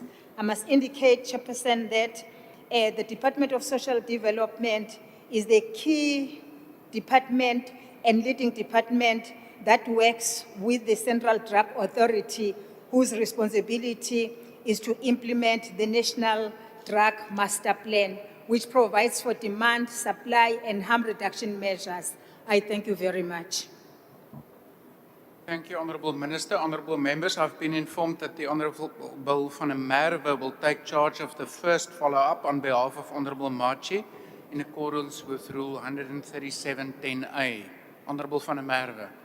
Thank you very much, Honourable House Chairperson, and thank you very much, Honourable Minister. But I think we must start with the cause as to why young people use substances. Now, evidence suggests that young people are victims of substance abuse because of our national unemployment crisis. And that in turn then exacerbates poverty, hopelessness, and despair. And the reason why young people are hopeless is because no matter what they do, no matter how hard they study, no matter where they turn, how hard they try, job opportunities are simply not available. Now let's look at entry-level job opportunities. Increasingly, entry-level job opportunities are being filled by non-nationals who are not eligible to work in South Africa. Whether we're talking about the trucking industry, e-hailing, delivery, security, farming, whichever sector it might be.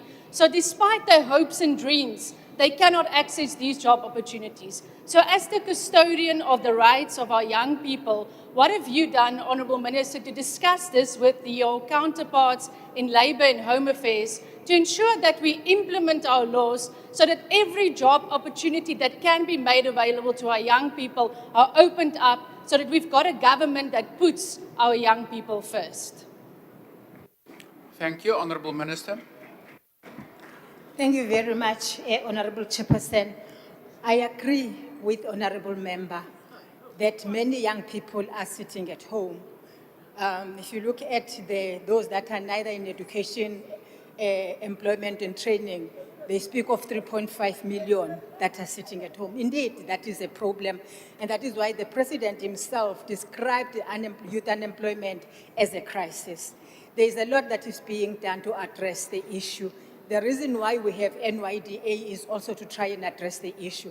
The reason why we have Presidential Youth Initiative, Employment Initiative, is to try and address the issue. The reason why even the Department of Home Affairs is looking at the policy of immigration in South Africa is to try and address the issues that you have raised. There are quite a number of other predisposing factors that lead to young people ending up with, abusing drugs. Those, they include the very availability of drugs, and that is why the policies that we are talking about and the interministerial committee that was constituted by the President includes all departments that have to play a role, including the JCPS departments, because the availability of drugs, they need the police, they need the cluster to deal with that. But I agree with you with the challenges, and I agree that it calls on all of us to find a solution in addressing the issue of unemployment of young people in South Africa. Thank you. Thank you. Honourable Tsotsetsi, the next follow-up has been allocated to you. Thank you. Now, Minister, different studies have shown that alcohol companies are turning their attentions to African countries, since the consumption of alcohol is declining in developed countries. Has the department given a thought on how it will combat these plans to flood our streets further with alcohol that destroys the young people of this country? Thank you very much. Thank you, Honourable Minister. Thank you very much, Honourable Tsotsetsi. The President established the IMC on gender-based violence and femicide and alcohol and substance abuse that is chaired by ourselves together with the Minister of Social Development. We've looked into this when we're actually developing the action plan on the classification of gender-based violence and femicide. We also included the issue of the availability of alcohol and also elevated the issue to the Minister of DTIC to convene the big five liquor industries and have an interaction with them on the have a strategic engagement with them on the impact of the industry on the proliferation of unlicensed alcohol outlets. We also have actually elevated the matter even to the level office of the president to ensure that this meeting does take place. We're hoping that with the involvement of the sector itself, they will understand the dangers that the free availability of alcohol is actually causing to our young people. Thank you very much. Thank you, Minister. Honorable Kanyile, the third supplementary has been allocated to you. Thank you very much, Honorable Chair. Honorable Minister, how will you ensure that there's sufficient resources, including expanded budget allocation and trained psychological and social worker personnel allocated to community-based organizations working on the ground to provide psychosocial support and substance abuse interventions for vulnerable youth? And also, Honorable Minister, on the affected youth, how is your department going to work in collaboration with the social development to ensure that the issue of waiting list is addressed and more rehab centers are funded to assist young people suffering from their addiction? I thank you. Thank you, Honorable Minister.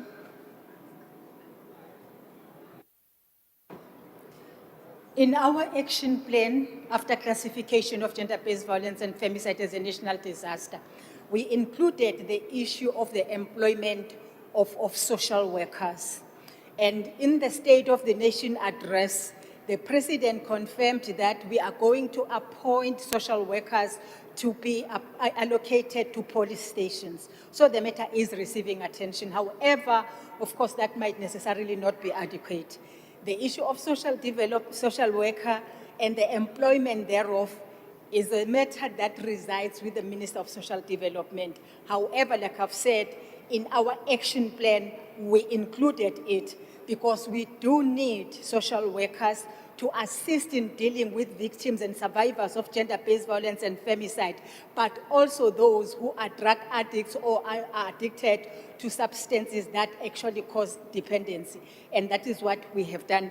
I couldn't understand the last question, but I think on the issue of list, etc., maybe that will reside with the Minister of Social Development. I apologize if I'm not answering the question. Thank you. Thank you. Honorable Nontenja, the next supplementary question has been allocated to you. Honorable House Chair, this growing pandemic of substance abuse not only contributes to higher levels of school dropouts, but it also drives crime and gender-based violence and femicide. Honorable Minister, does the department have any plans to build rehabilitation centers in rural areas and in informal settlements where substance abuse is prevalent? Thank you. Honorable Minister. It is very true that the issue of availability of drugs by itself is crime. It's crime. But also that it is actually responsible for the high dropout of our children who are addicted to these drugs. Coming to rehabilitation centers, I do believe that that question should also, Honorable Member, be directed to the Minister of Social Development. I am aware that on our side, in the action plan, but also am aware from the side of the Department of Justice that we aim to increase the number of Tutuzela centers. But I cannot respond on the question of rehabilitation centers because that does not reside with the department that I'm leading, and I have not asked the minister to give me the answer. I apologize for that. Thank you. Thank you. Honorable Van der Merwe, we return to you for the last supplementary question. Yeah, thank you very much, House Chairperson. Honourable Minister, let's return to the issue of the NYDA because it does fall within the ambit of your department. You did mention that the NYDA is responsible for the empowerment of our young people. Now, just recently, as you are aware, they came to the Portfolio Committee and they told us that they spent 1.4 million rand on a once-off event to give young people presentations on opportunities in Kandla.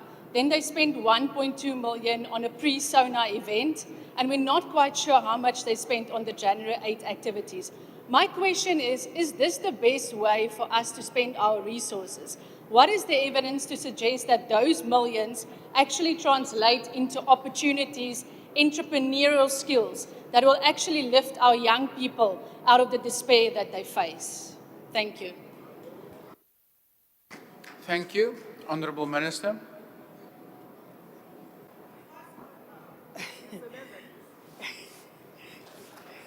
Chairperson, the issue of 1.4 million rand is also in the whistleblowing letter. It is in the whistleblowing matter, it's there. It will be unfair of me to come and then begin to talk about something that for now it has not been investigated. I definitely need to investigate these matters.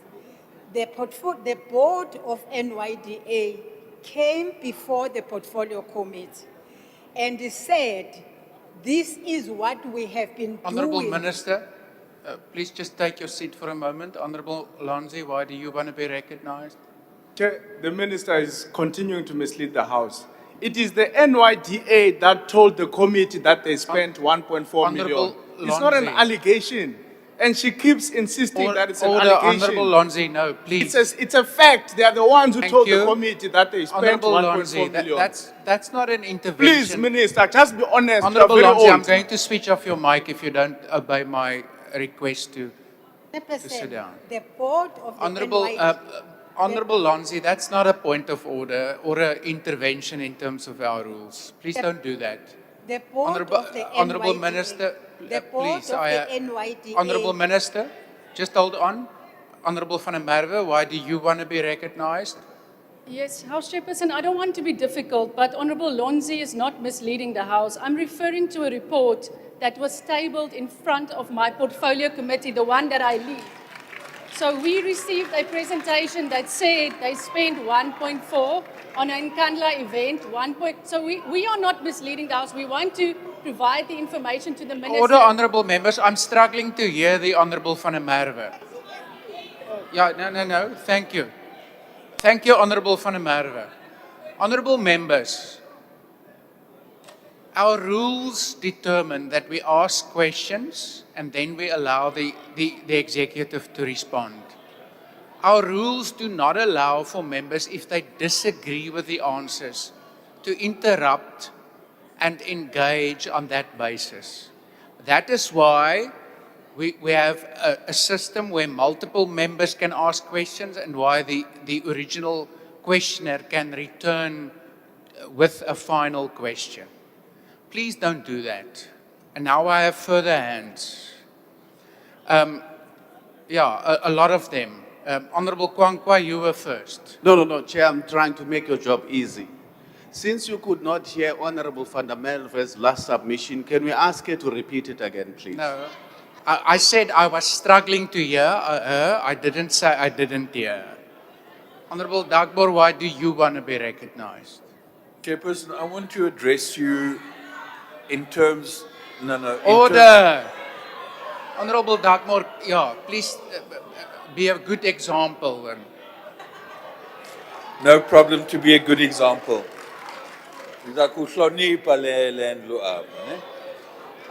No, my point is simple, Chair, that the question is being asked to the Minister. She's responding to a whistleblower report. What the other colleagues are referring to is a report in a portfolio Honourable committee. Dagbor. So she's the Minister, she's not the portfolio committee Thank you. chair. Your intervention similarly is not compliant with our rules. You're also not there to assist the Minister. The Minister must answer. Honourable Reddy. Honourable House Chair, I rise in terms of Rule 1:42. Yeah. 2. We are now gone Yeah, no, past Honorable 3.5 Reddy, thank you. hours. I'm perfectly capable of keeping time. And I if all of thought- these, I thought your clock no, might not be please take your working. seat. Take your seat. Calm down. Be Honorable calm. Reddy, please take your seat. Yeah. Why is But honorable members, be orderly. As Honorable Majosi earlier said, the nation is watching this. You all know that we first finish the question that is being dealt with before we conclude for the day. Just be patient. Honorable Minister, please conclude. Thank you very much. Chairperson, we came to present to the Portfolio Committee the annual report and financial statement of the NYDA. The Portfolio Committee requested the NYDA to include the performance of the board within the time that was outside the year on which we're presenting. And then, of course, the members of the Portfolio Committee, as they were presenting, they identified not only 1.4 million rand, they also raised the issue of the amount of money that was used in the event that was at Khayelitsha. They raised that. I have not had time to then investigate because that is just about 2 weeks or so ago. That is what I am saying, yes. That is what I am saying, and that is why I can therefore not come and therefore say the 1.4 million rand was justified, or the 1.2 million rand, whatever that was spent was justified, the 1 point whatever that was spent in Standerton was justified, because I have not had that opportunity, and that is what I'm saying about that report of the board. And once I've been able to therefore get information, I'm more than willing to come and therefore say to the Portfolio Committee, this we think it was wasteful expenditure, Thank or you, it was Honourable spent Minister. like this. Your That time is has all now that I'm expired. saying. Thank you. Honourable members, order. The time allocated for questions indeed has now expired. I want to leave you with this thought. Ordinarily, during an oral question session, we deal with up to 14 questions. Today, we were only able to deal with 11. We must all reflect on whether that is the best use of our time. I request members to stand and wait for the presiding officer and the mace to leave the chamber. It's That concludes the incompetency of business for the day. The ministers. House is adjourned. Yourselves.